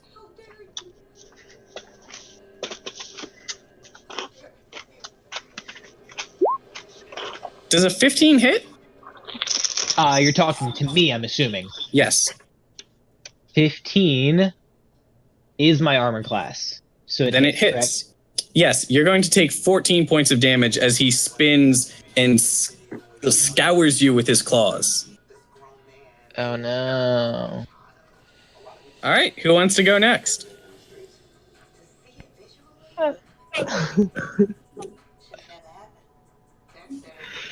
Did I take 18 damage, or did I take... What was the first damage I took? You took 14 damage. You had 18 health left. Okay, I just couldn't remember how I got to 18. You took 18 damage when he breathed molten slag metal on you. Okay, yeah. Oh god.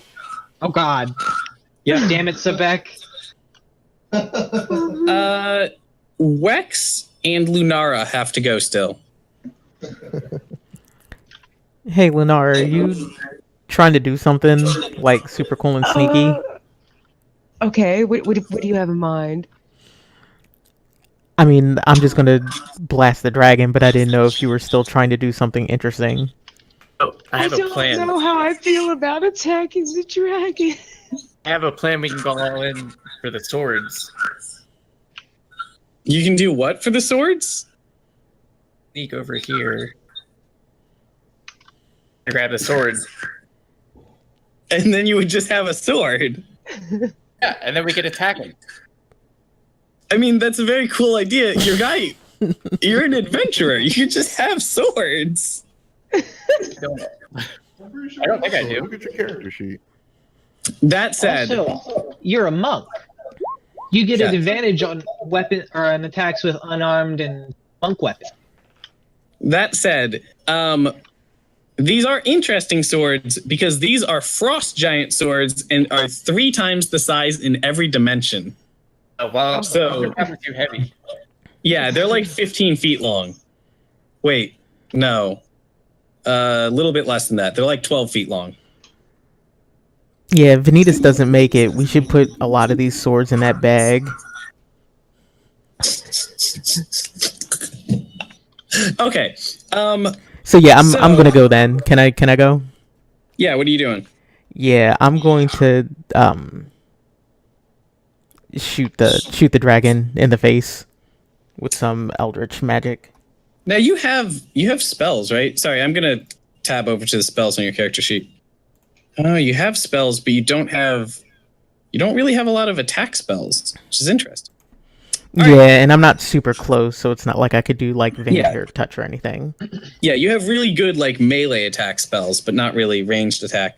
All right, blast him. Cool beans. Woo! I think spells can crit. So go ahead and roll damage on the first one, not the second.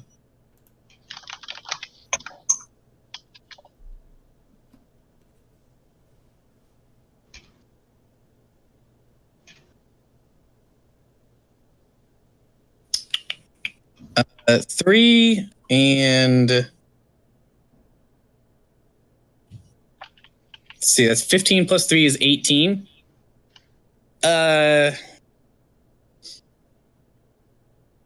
Okay. As Virunga is turning back to take a bite out of Sabek, you are going to shoot a blast off at him, and he stretches his neck out. Your blast hits him in the side of his neck, and it is going to get one of the weakened areas from where Vanitas had scratched him, and is just going to go in there, and there's like this bubbling motion from inside, and then it's going to pop, and his head is going to come off. But before he does so, he had successfully stretched his neck out, and he's going to get one final bite from beyond the grave as he sinks his teeth into Sabek.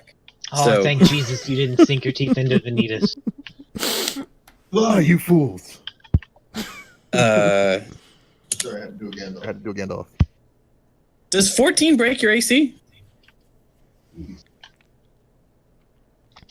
I think not. 14 break my AC? Yeah, I don't think it does. You have 16 AC. Okay, so his mouth is going to close around you and is going to like be crushing in on you, but he loses force before he's able to crush hard enough to actually break your armor, or you're just like muscly skin. Grab his tongue and rip it off. Yes, you can. Okay, so this is very good. I have to address one other issue. There's a Mephit with 2 health left. And this Mephit is going to stand up. He's going to square his shoulders. Oh, God. He's going to yell, "Kamikaze, bitches!" And he's going to fly at Vanitas. Oh, no. Can I roll a reflex to kick him? Yes, very much. Please do. Dexterity? Yes. Oh god. Good kick. I just turn around and do like one of those awesome spin kicks and kick him, and he goes flying into the giant's chair.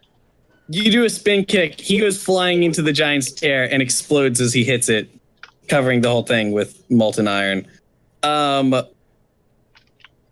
Okay. Everybody catch your breath because you guys have a dead giant and a dead dragon in front of you. I'm currently mourning the dragon. Is the giant dead or dying? Like, can I interrogate him? You go over and you investigate. The giant is unconscious and is currently bleeding out. Sabek is still cackling insanely. Sabek, I need to get to you.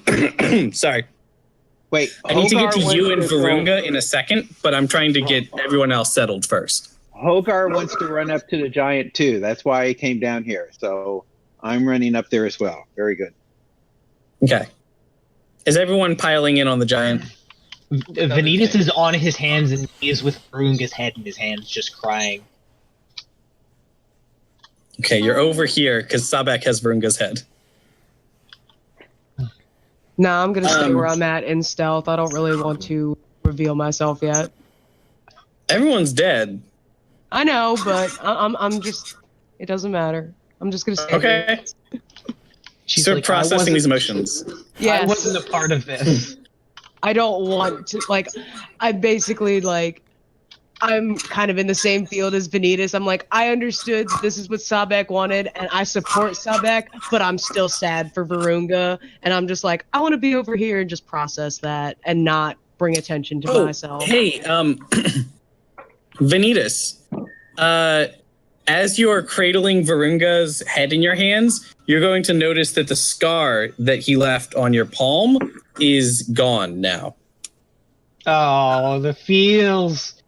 And you're going to feel a, like, you and Sabek both feel a, like, like a cleansing as he dies. You feel something change inside of you. Oh, no. As your blood pact with Varunga is broken. Okay. So, we'll get to the interaction with Orel in a second. Sabek, you've got a dead dragon in front of you. So the head and body is like pumping out blood. However, you know from experience that blood that it's pumping out is not actually the good stuff. That's not the stuff that you really need. You need the strong blood, which lives inside the heart of a true dragon, and it never actually like cycles through the body. It's like exists in the heart and kind of like energizes the rest of the blood within the dragon, which is weak dragon blood. So you are able to fill up your weak dragon's blood with as much as you can carry safely. If you fill it up past a certain amount, it becomes volatile and could explode on you. So your limit on weak dragon's blood is I don't know, actually. Let me dragon blood. You can carry up to 30 doses of dragon's blood. So weak dragon blood, crank that all the way up to 30. And then strong dragon's blood, I need to go find my note for how much you got. Because it was a lot, I think.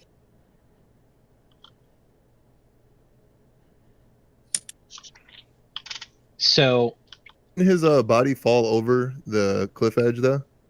No, it was solidly standing on the surface when it died, so there's no reason it would like topple over.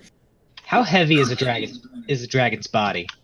It's like several tons. So this is a dragon that's essentially made out of iron. So instead of thinking of Bryn looking through the rules, just imagine me ripping the corpse up and trying to get at the heart and trying to deal with the fact that molten iron is constantly my mutant dragon claws. Yeah. But it's losing its heat, and as you go, it's very brittle when it hardens, and you can kind of like break through it with some muscle. Does Vanitas have the head? Because if I've got the head, I would like to do something. What do you like there's sex stuff? Damn it, Bren! Don't call me out like that. Let's keep it PG. No. If can Vanitas have the head now, since Sabek's like mutilating its corpse? That's up to Sabek, I guess. Sabek doesn't care. He's possessed with what he's doing. He doesn't even look to Vanitas. So while he's mutilating the corpse, Vanitas is just gonna like move the head under the molten magma so the head gets a nice solid coating on it. Oh, thank you. Very cool. And he's gonna go put that head next to his dragons, his new dragon relatives. Because Vanitas and Varunga are blood brothers now. God, why did I make so many notes? Why did I write so many things down?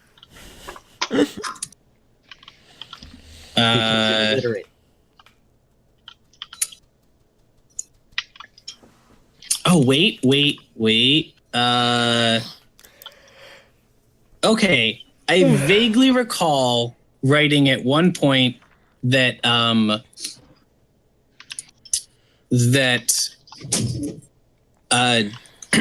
strong dragons produce an amount of true dragon's blood equal to their hit dice, which is equal to their challenge rating, which is like essentially their level. So you're going to get 6 doses of true dragon's blood, Sabek.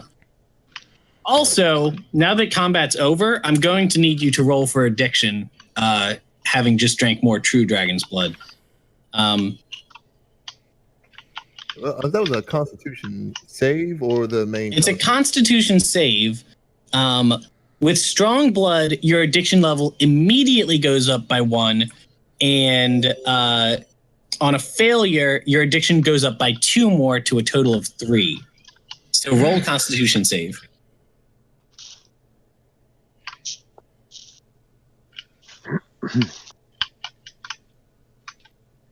That succeeds. Okay, so your addiction level only goes up to 2. Oh, there we go. Only goes up to 2. All right, cool. Yep. Okay, so you're able to like basically put in some like what are they called? Like wine skins, and you just like put the wine skin in there and siphon out the true dragon's blood. Now the true dragon's blood is kind of this like it's effervescent. It's like it shimmers like oil on top of a surface of water. And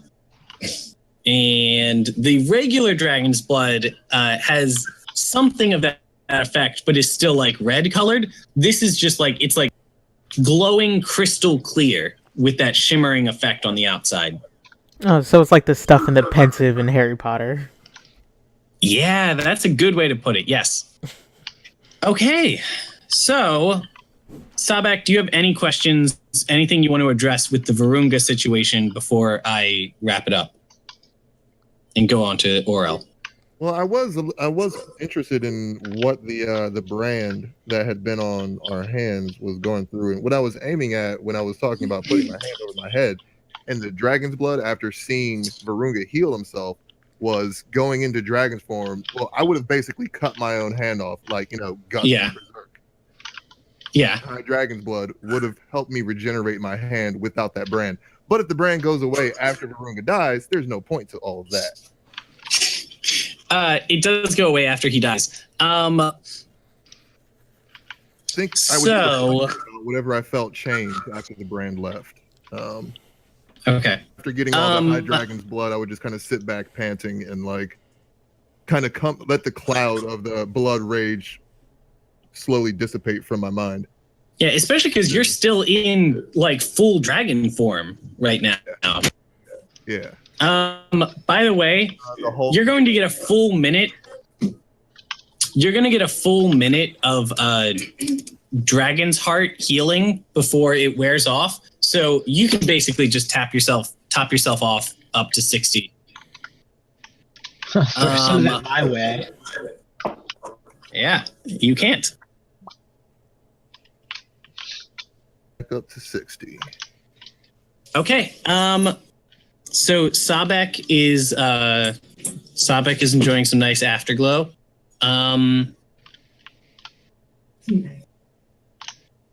Hogarth's inspecting the giant. Is he unconscious? Yeah.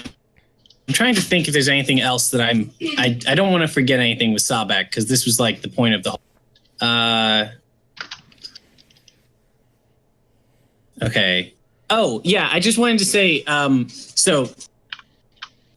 your characters would actually have no way of knowing this, but I thought it would be interesting for you guys to know. The seal that Varunga gave you guys was a soul pact, as you guys probably figured out. And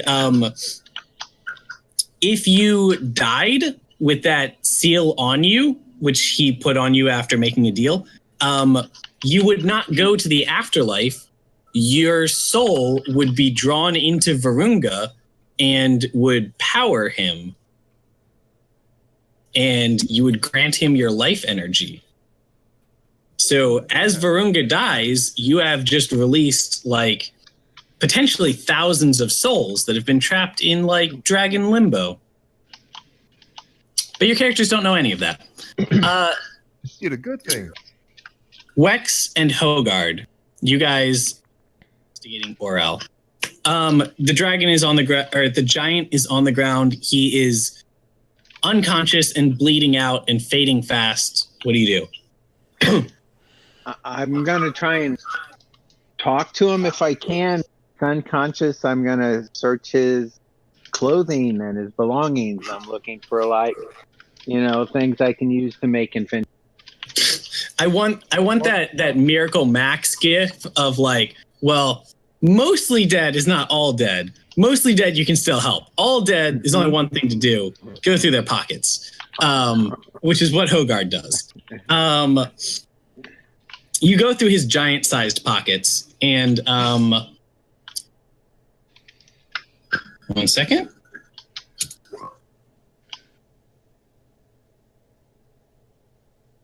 You are going to find a giant-sized skinning knife, which is for you about the size. I mean, it's 3 times in each dimension, so about the size of a short sword, and about the weight too, but like kind of awkwardly wide for your hands. It is not like intricate and golden or fancy or anything, but it is clearly of superior craftsmanship and is like this is the kind of knife that like a professional ranger might have. I think I'll make some kind of trap out of it. So that's cool. Okay. So you put that in your bag. Wex, did you have anything you wanted to ask? Yeah, is there any way that I can get information out of him before he dies? Do you have a spell or an ability that lets you talk to corpses? I know that Pact of the Tome has something it can do. I don't know if you took it.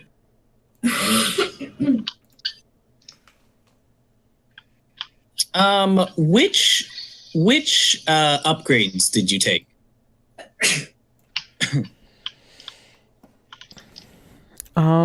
I am not sure. Where would I see? I don't know. Upgrades I don't know if you took any. I don't think I took any. Typo. More.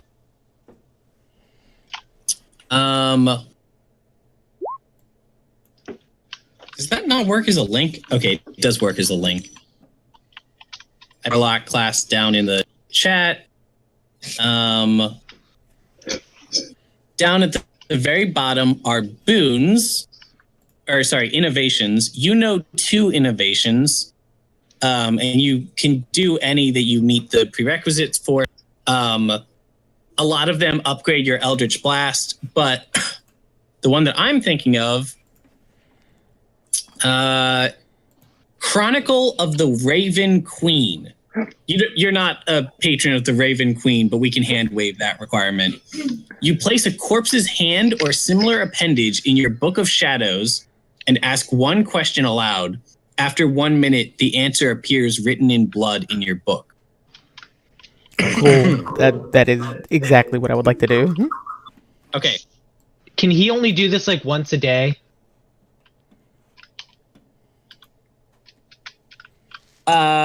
He can use it as often as he wants, but it must be used within 1 minute of a creature's death. I need him to ask Runga if Vanitas and him are still friends. That needs to happen. I need to know. Like, were we friends till the end? I will allow it if Wex wants to do it. Okay, I have to deal with the giant first, but I'll walk over if that's what Vanitas would like. That is exactly what Vanitas would like.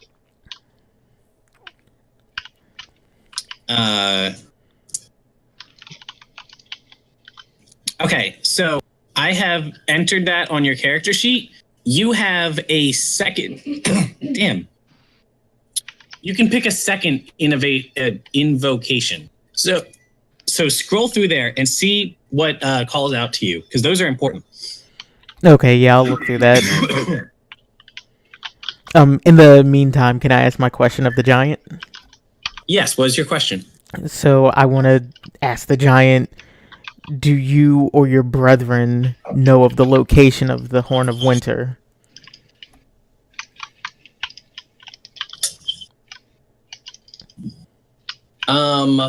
Seeing as he's a frost giant, I would hope that he either had it on him, which is why he came, or he knows someone who has it. Is the Horn of... All right, so inform me, the DM, how the Horn of Winter works. What's the deal there? That's the horn that you're chasing after because your father had it? Yeah, and I'm kind of hoping that that's the thing that will bring me back to where I need to go. At the very least, it gives me full command over giants of ice. So it's a magical item that I just want to have in my possession. Okay. I'm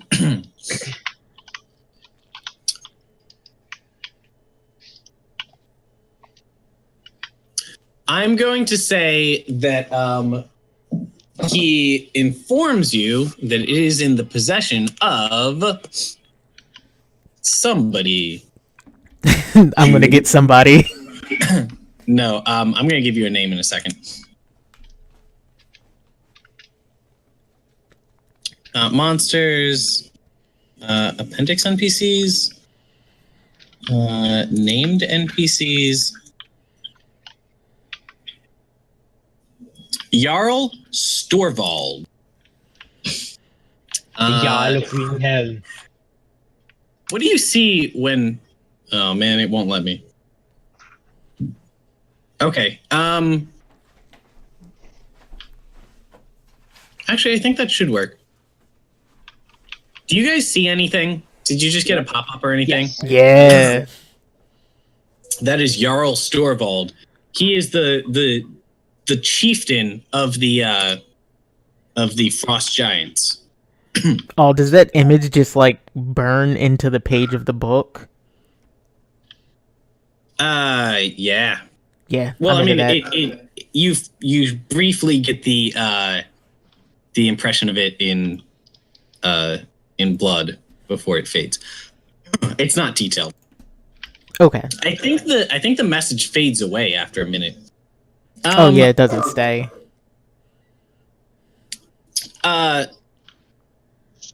Vanitas, Wex puts Varunga's claw in the book. And this is just on the cusp of like when the effect is going to not work anymore. So it's going to be kind of like staticky and shifting around as you look at it. But the response is going to come back to you, and it says, "We cool, bro. We cool." You can go to sleep okay tonight. Yes. Say hi to Grandpa for me. Aurel is going to finish bleeding out. Now, you guys might recall that you had come here at one point to rescue a bear, the wife of Zebediah, named Miriam. This is a cave entrance that leads further in. Otherwise, there is the staircase that Aurel collapsed onto. And then, I mean, I guess you could like explore the water and further about what your exploration options are. Bryn, can you remind me what was the name of that horn that Jaros Storvald has in his possession? Wex? What's the name of the horn? The Horn of Winter. Okay. Okay. Yeah. So you guys can enter the cave beyond. You could go down the stairs, or you could explore further into this cavern that you're currently in. If no one else is gonna go, I'm gonna go down the stairs. Well, can I just say there's a lot of weapons and stuff here. Can I look through them and see what I could carry with me? I'm looking to profit from each of them is 3 times as large in each dimension, and if my math is correct, that means that they're 9 times as heavy because 3 cubed. Something like that. So I think that's how it works. Can I carry a few items, or? I mean, you could take a few of these swords, but maybe, I mean, you can come back here. You might not get your best dollar per pound on this stuff. Well, it's stuff. I'm gonna grab a few swords. Can I roll to see if I can figure out what like the most expensive looking thing is in the room? Sure. Is that just going to be a knowledge or intelligence or what? I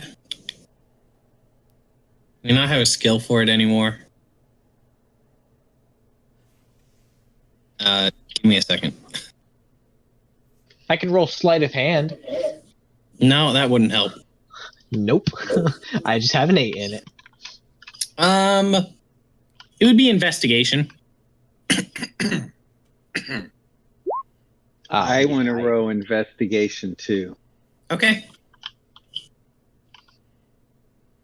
Oh, yeah, I didn't roll very well. I have a 3 for that. I mean, I don't have a check next to it, but no, it's probably. Oh boy. Oh, that's bad. Well, yeah. I mean, I think that. Does that mean I pick up some really bad stuff and think it's good, or? It does mean that. Here's what I'm going to say. Your character thinks that those battle axes are the most valuable things here, and I'm going to drag a battle axe around with me for the rest of the adventure.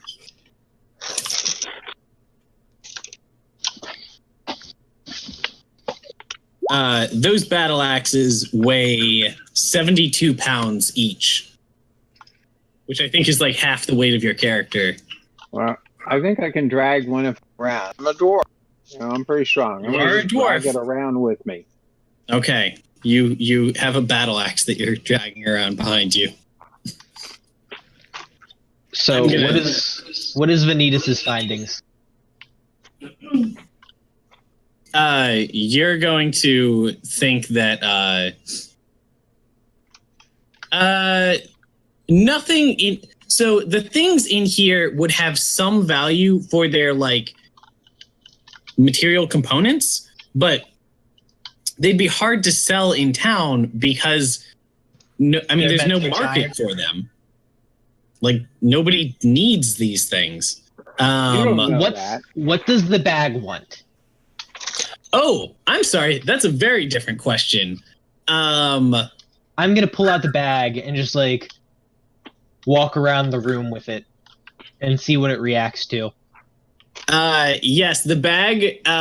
It raises two hands out of the bag and rubs them together like it's pleased, and then it's going to make a two-handed like bring it here gesture. To what? Just like everything. It's into it. Can I feed it more than once a day? Yes. Does anyone want any of these weapons? Because if not, this bag's getting fed. He hungry. I don't think I can carry them. Nah, I'm good. Okay. Vanitas is just gonna like sit in a corner shoving weapons into the bag. Okay, I think you get 6 spears, 5 swords, 4 more spears, so we're at 15 so far. 1, 2, 3 axes. So 15, 18. Okay. Okay.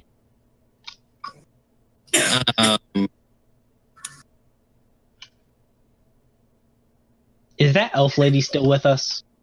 She's back in the. Oh, Jesus Christ.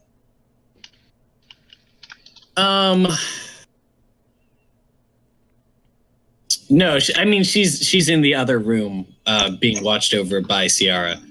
Fuck. What did I? Oh, here's what I was gonna do.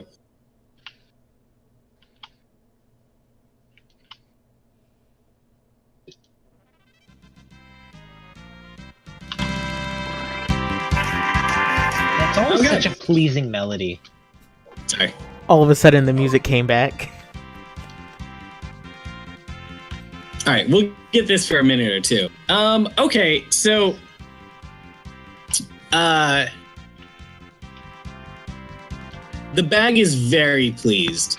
The bag is just like it has like 2 of its hands up in the air, and it's just kind of gently waving them back and forth. And then it's going to rub its hands together and give you a thumbs up before pulling it back into the bag. You've made the bag a very happy gentleman today. Now, do you guys... All right, so Wex was exploring down below, correct? Yes, that is correct. Okay. That I want to go down the stairs. So Gimbal is going down the stairs with Wex. Is that correct? Me, Wex.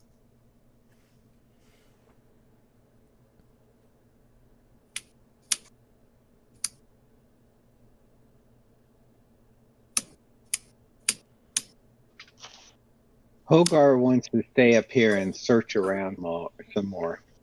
Okay. Well then, Hogard, I'm going to say that you are the first to find the back room where the giant had been living.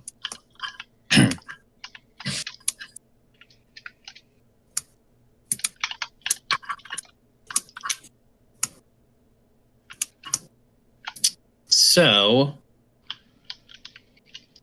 close this, grab...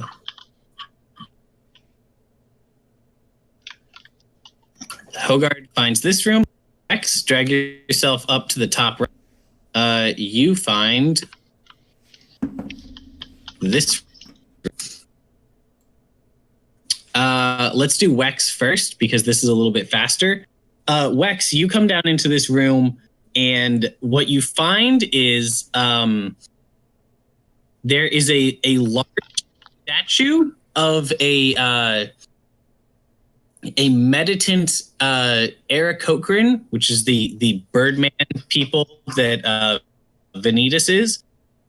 You find a meditant Aarakocra monk, a large statue of one, and it appears to be maybe some kind of like important religious figure in their religion, because he has lots of like symbolism adorned around him, and he's like sitting in a very like specific way, and he has very clearly intentional images, like flowers at his feet and stuff like that. There are pads laid out in front of him as if somebody might come here to work.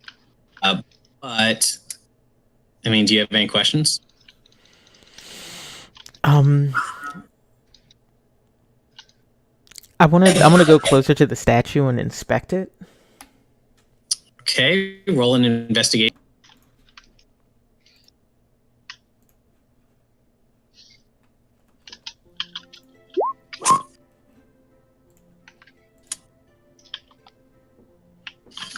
Okay, I don't know what there is for you to find. It is clearly a statue of religious significance to the Aarakocra people, as I said. The statue has a golden plate on it. The figure is kind of like holding in one hand, but the figure otherwise appears to be made out of some kind of like slate rock. And I mean, that's all I got for you. Can the gold plate easily be lifted? No, it appears to be like sealed into the rock somehow. Can I spend some time chiseling it out with my axe?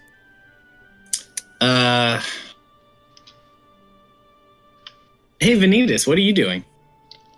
Am I finished stuffing swords into the bag?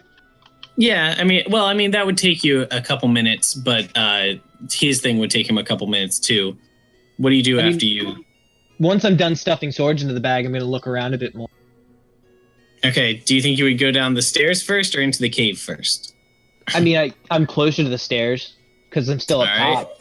So you're going to go downstairs. You find a basically like a Buddha statue for your monk order, and you're going to find Wex like hanging from it with his battle axe in one hand, like chipping away at this gold plate. Is it dark in the room? Wex would have to have a torch going because he does not have dark vision, whereas you do. Okay, then I'm just gonna like jump and like grab his ankle and like try to pull him down, because that's my religion. Wex, are you going to struggle against this? I'm gonna be startled that my leg is being grabbed. And yes, right. I'm definitely gonna struggle against this because this is not my religion. It means nothing to me. All right, then I'm gonna need a strength contest between the two of you.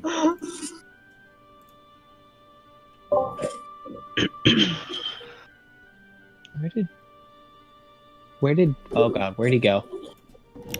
Do I roll the strength save? No, just a regular strength. Actually, yeah, strength save.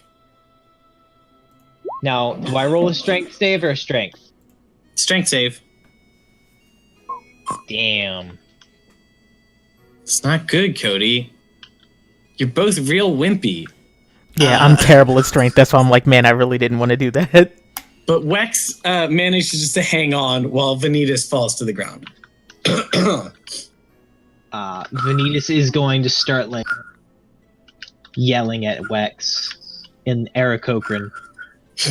like a Spanish mother when she gets angry. Yes. Yeah. Yeah, I have the ability to understand what he's saying, so I'm just like really irate that he's yelling at me in his mother tongue. I'm also still using my battle axe to get this gold plate out. You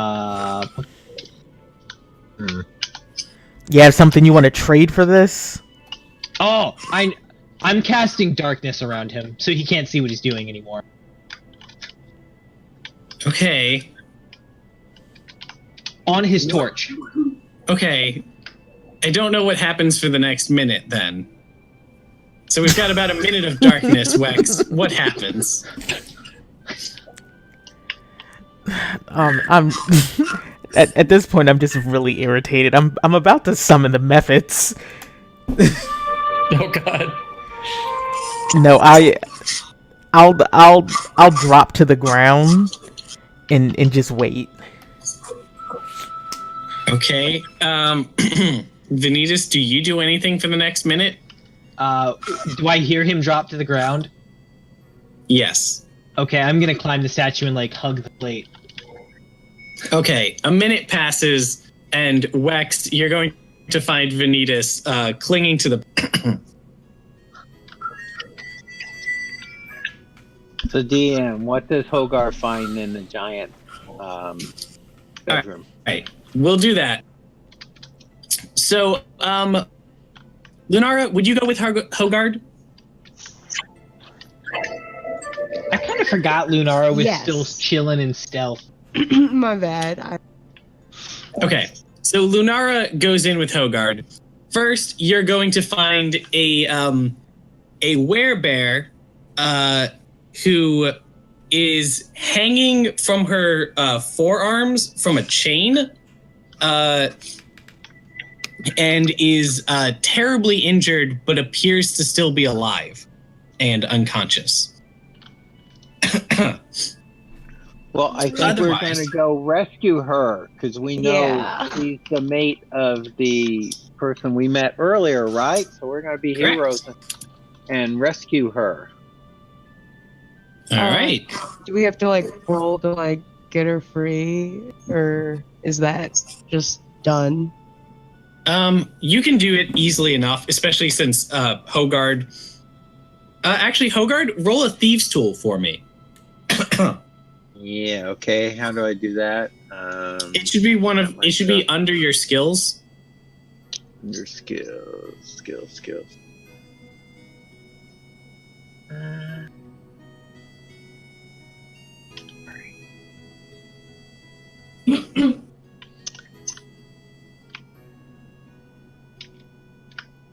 Nope, I don't see it. Thieves tool under skills. I'm moving this to the token layer just so I can access it easier. No, my skills only go up to S, survivals. I don't have a thieves. No, it's not. It's not actually. It's like here. I've got thieves tools. yes. Click on Thieves that. tools. Yes. All right. Oh boy. Do it again. Okay. After like a minute of trying, Hogard is able to break the lock, and Miriam falls to the floor. Thank goodness. Still unconscious. What's the yellow star that appeared here? That's my DM notes. I just got tired of toggling back and forth between layers. Okay. How's she doing? How's our werebear? She is unconscious, terribly injured, but appears to be stable.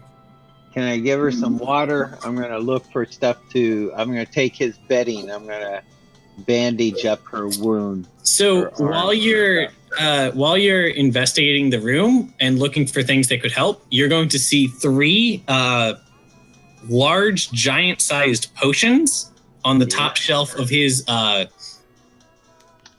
bookshelf. That you could investigate. I'm investigating them. Do I? Okay. How do you go about finding out what these potions do? Well, I look at them first to see, are they clear? Do they slosh around or heavy? You know? I mean, they're very heavy because they're very big. They're like is there a jug of label milk. on them that says "drink me" or? No, they're not labeled. Poison. All They're not right, labeled. so, let me see if I have some kind of skill that might detect what things are. I will tell you what skill to roll. I just need to know like how you're gonna go about it. Whether I'm gonna pull the cork off and sniff it, you mean? Yeah. Yeah, I might. I might give it a little sniff from a distance and maybe a little closer, and maybe even take my finger and touch it in there and taste it on my tongue a little bit. Okay. So Roll an Arcana check. Well, that's better than my first thieves tool check. You're Still actually not going to have good, huh? advantage on this because it's very easy. You have advantage because you actually taste it. When you, you sniff it, you get like a sharp, like ozone kind of smell of magic to it, but not much you can go off of there. That's a pretty standard magic smell. When you actually taste a little bit, you can feel some of your like bruises and weariness from the day's travel fade away a little bit. Cool. I'm taking a little taste of this every hour or so. I'm just gonna walk around with my finger in this bottle. Oh. Like Pooh Bear with a jug of honey. Yeah. Cool. Okay. All right. I'm gonna look around, see if anybody's looking at me. Stash these in my bag. Okay, each one of them is the size of like a jug of milk. Cool. Okay.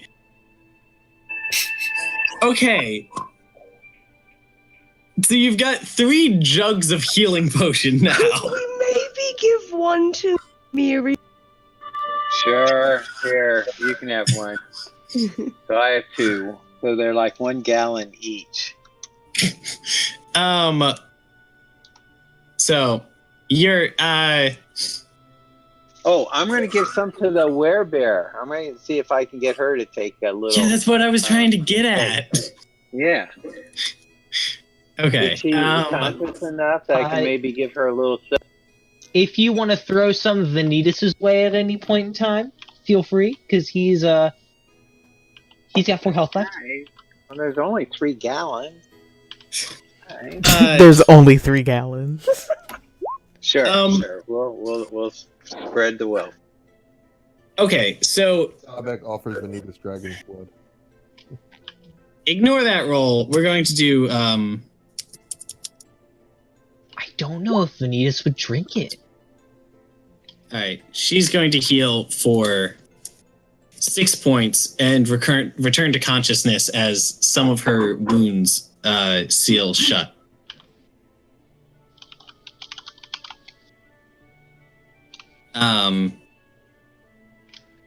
And she's going to sit up kind of groggily and say, where am I? What's happening? Are the pups okay? Where are they?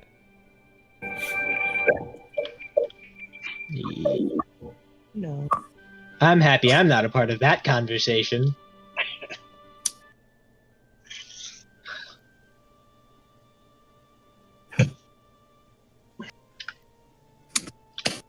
So there's still some other know. curious stuff in the room, like there's a note or something. okay, so Hogard is just walking, ignoring her, exploring the rest of the room.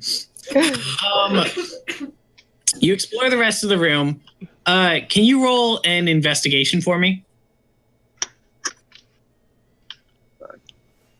Does everyone remember what happened to the pups? No. Okay. I'm pretty sure the giant killed one of the pups. Nearly mortally wounded the father, and carried Miriam away. Oh, so I have a question, Bren. Yes. About the necklace you said the werebear was wearing. Yes. What does it do again? Enhances your body's natural healing capacity So when you do a short rest, you heal for significantly more. And when you if you are unconscious and bleeding out or something, your body will just stop bleeding out. And this is only for the wearer. Yes. Okay, because I thought at one point you said that it was for, it protected the family of the wearer, and it threw me off. No, I mean it kept his family safe in that if one of them was injured, that person could wear it. Oh, it would help them heal. Gotcha. So he can't throw it on his dead child. Gotcha. It does not return things to life. Okay. So that sucks.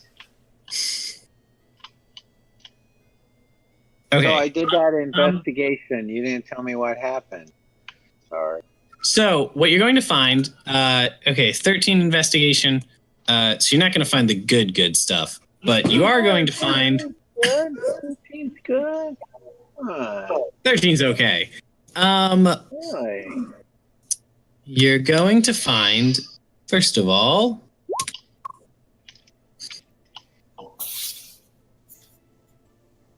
Okay, he does not have that. Yeah, he might. He might. Jeez. He might have it. You find. Okay, they're not going to be moldy because he's currently living here, but he's going to have.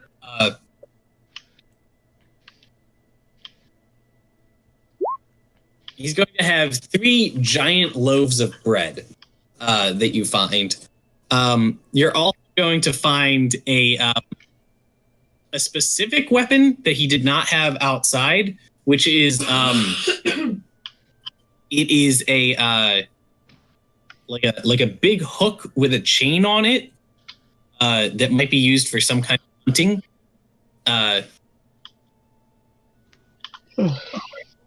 But it's giant sized, so it would, it's his fishing rod, dozens of pounds.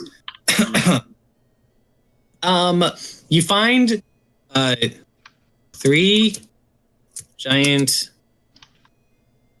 potions of healing. So normally a healing potion heals for 1d4 plus 4, but assuming that somebody wants to drink as much as they can in one round, these will heal for 4d4 plus 4, but that uses a fifth of the potion. Okay.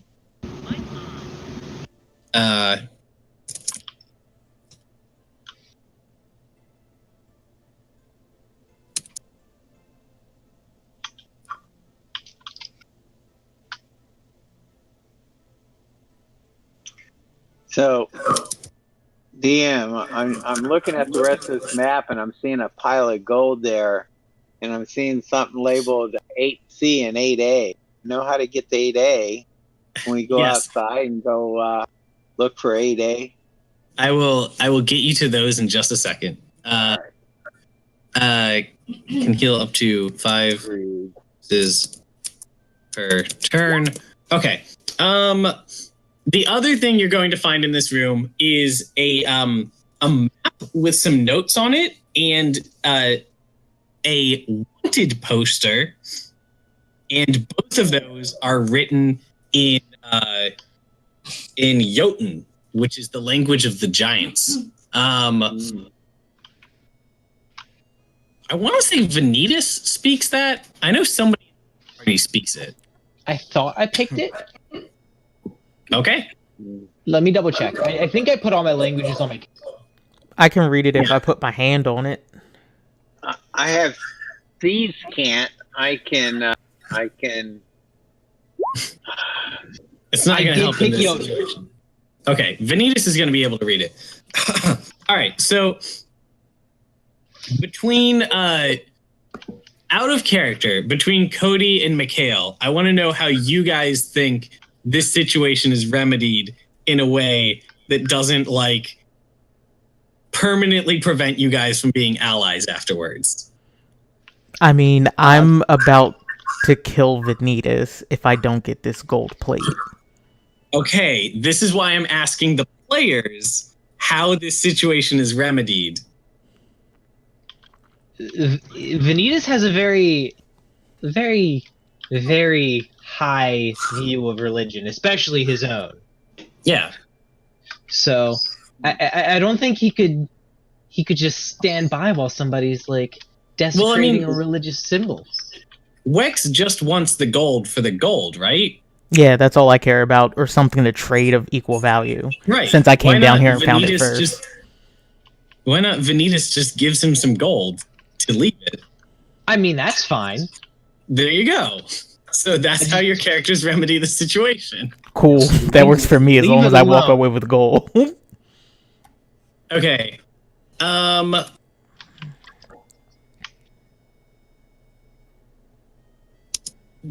think that Wex should be able to appraise how much he thinks that this plate is worth, and Vanitas pays him a fair amount. It's a thin sheet of gold from an inspection, so not like pounds and pounds of gold. Mm-hmm. Mikhail, can you roll 2d20 for me, and that will be how much this is worth in gold coins. Cool. What's the macro for rolling a die? It should just be /r space d20. Oh yeah. You don't have to. Yeah, if you want. Roll a second one. I'm going to go ahead and double that. So let's say it's worth 30 gold pieces. Vanitas, you will pay Wex 30 gold pieces? Yeah, just stop desecrating my religion. I go, all right, man. Let's go. The scene is resolved. I'm going to offer a quick prayer and then go read the Jotun. Okay. Vanitas comes upstairs. He catches up with the party. He finds he finds this document that Hogard found. Vanitas, you need to notice something before you read the Jotun on this poster. I think I know what it is. It's okay. Continue. You recognize the person on this poster. Good old. This is a poster of a handsome gentleman named Harshnag. Good old Harshnag. Yeah, so apparently the Frost Giants have issued a warrant for wanted dead, not really particularly wanted alive.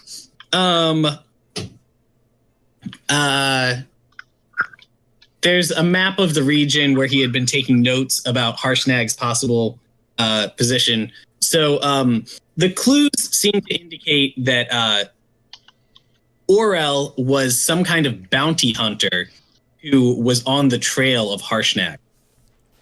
It also indicates that according to Aurel's latest notes, you have a clue of where Harshnag was recently seen.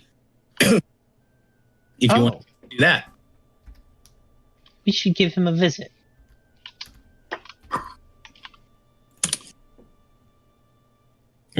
Okay. I'm going to do that and try to make a note of that in a second.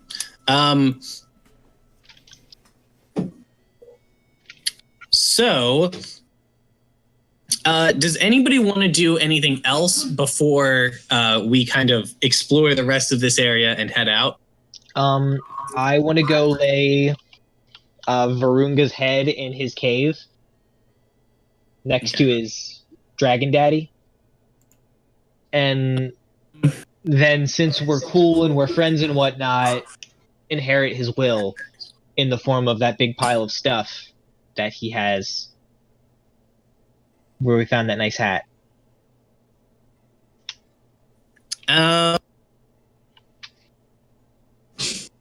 Okay. I'm going to drop Varunga down on the... Or not Varunga, Harshnag.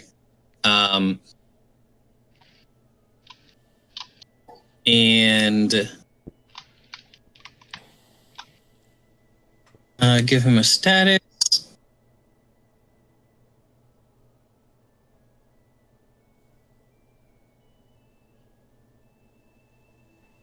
Sure. Okay. I'm going to move him in a second because I'm going to use that to lead you guys towards the next story mission. But for now, I'll come back to it. Okay. So, everyone agrees. Okay, I think first order of business, we have to deal with this, and then you guys can go get loot. Yeah? We have to deal with what? Deal with what? This bear, the bear that we were going to rescue. Oh yeah, I forgot about her. I probably Yeah. shouldn't forget about her. She's kind of important. She's important. Okay. So she's conscious now, and she asked about her cubs, and we know that one of them died, and her mate was not dead. He's just very wounded. no, he was traveling with you guys to go rescue her. But wounded. He died? No, he's still alive. He's just okay. Very wounded and had passed out the last time you guys saw him. Okay. Yeah, the way we you can said share wounded that was with kind her. of misleading. Sorry. Anybody who's a GM, move over to the Sword Peaks first mountain map. Players should be moved over there automatically. And we are in area 5. Mm-hmm.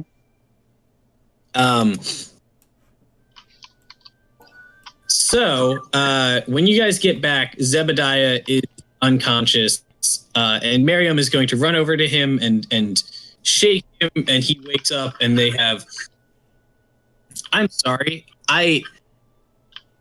if you guys want good role playing, you need to get another DM. I'm real bad at role playing, so Miriam and Zebediah have a heartfelt reunion, and Zebediah reveals that their child has passed, and it's very sad, and much mourning is had by all.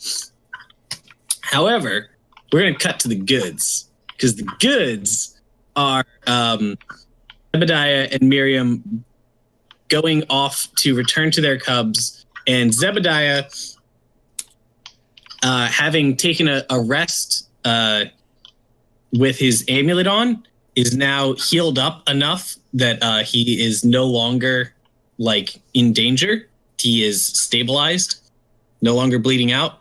And Lunara, I think that you had kind of established yourself as the person that he liked. So Zebediah is going to approach you. He holds his amulet out and he says, this is not nearly paid enough for what you've given me, but please take it. It's it's what little I have to offer, and I owe you so much more than this, but hope that this is a good start. That's nice. I would thank him and take it if he doesn't need it. If it's cool. He's stable. Yeah. Okay. So. And then I guys would give now- it to Vanitas if he hadn't already taken a drink of that potion. So that's sort of something for you guys to pass around with as you will. Yeah. I want to give her some more of that potion to take with her to help her. Do you want to just give her one of the potions? No, I want to give her a little flask with some of the potion in it. I'm not going to give her a whole gallon, Okay. but I'll give her Then a wineskin or something with some of the potion in it. So make a note that of those potions that I just entered into chat, you have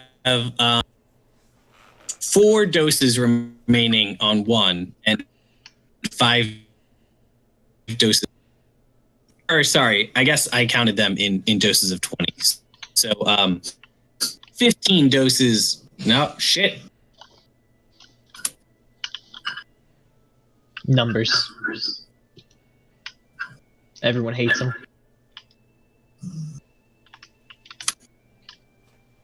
16 doses remaining on one of them,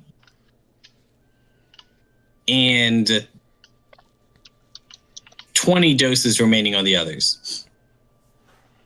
All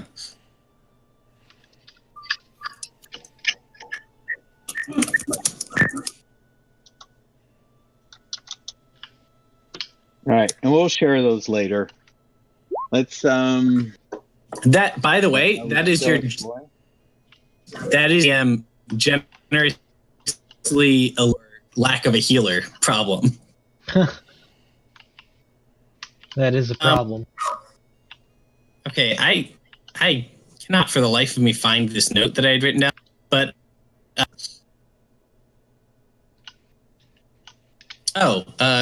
it's over here. Damn it, that's a typo.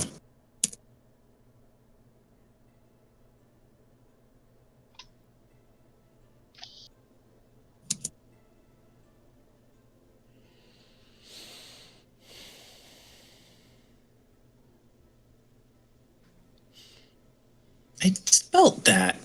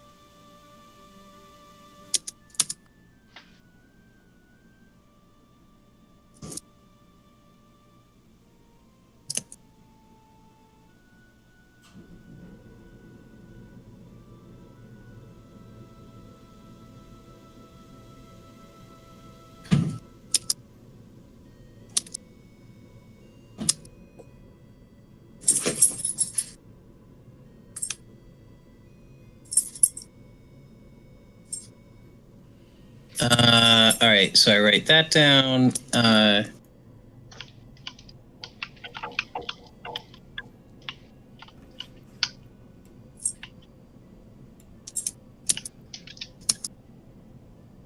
you go.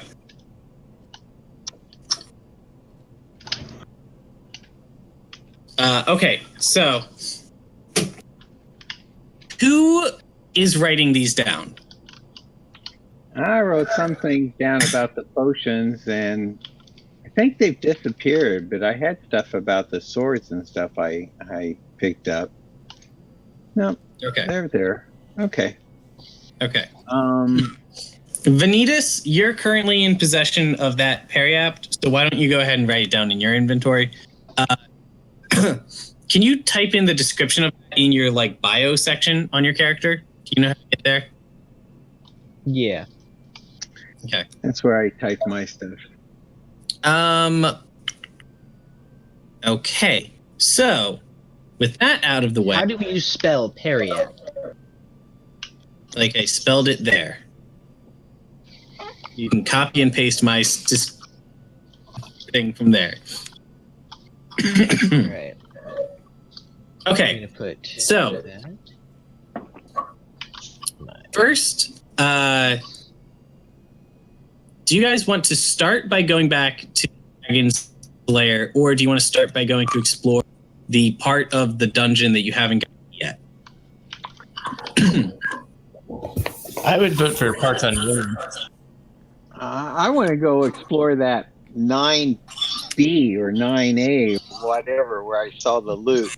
Actually, it's my bedtime, Bran. Can I like drop off here and you guys let me know how it all worked out? Just drag Holgar along Sure. with you, and You find lots of loot in the Dragon's Lair. I'll cover. Sure. I'll go over the rest of the stuff with the other players. Good night, Dad. All right, Good I'm night. gonna drop off. See It was ya. fun, guys. See you guys later. See ya. Mark. All right, bye. Hopefully you won't See ya. get into any scraps from here. I mean, I'm gonna take. Zai, what were you just saying? Are you guys heading out too? Yeah, I'm gonna head out. It's that 3 hour mark, so I'm starting to get a little tired. Okay. Then I'm ahead and just we'll just pick it up here next time, and the last of the exploration, because I have a couple cool rooms left, and then getting back to like stuff, finding you guys to do. Cool. Sounds like a plan. All right. All right, guys. All right, I'll catch you guys later. And It was deuces. fun. Good hunt. See ya. Bye, everyone. See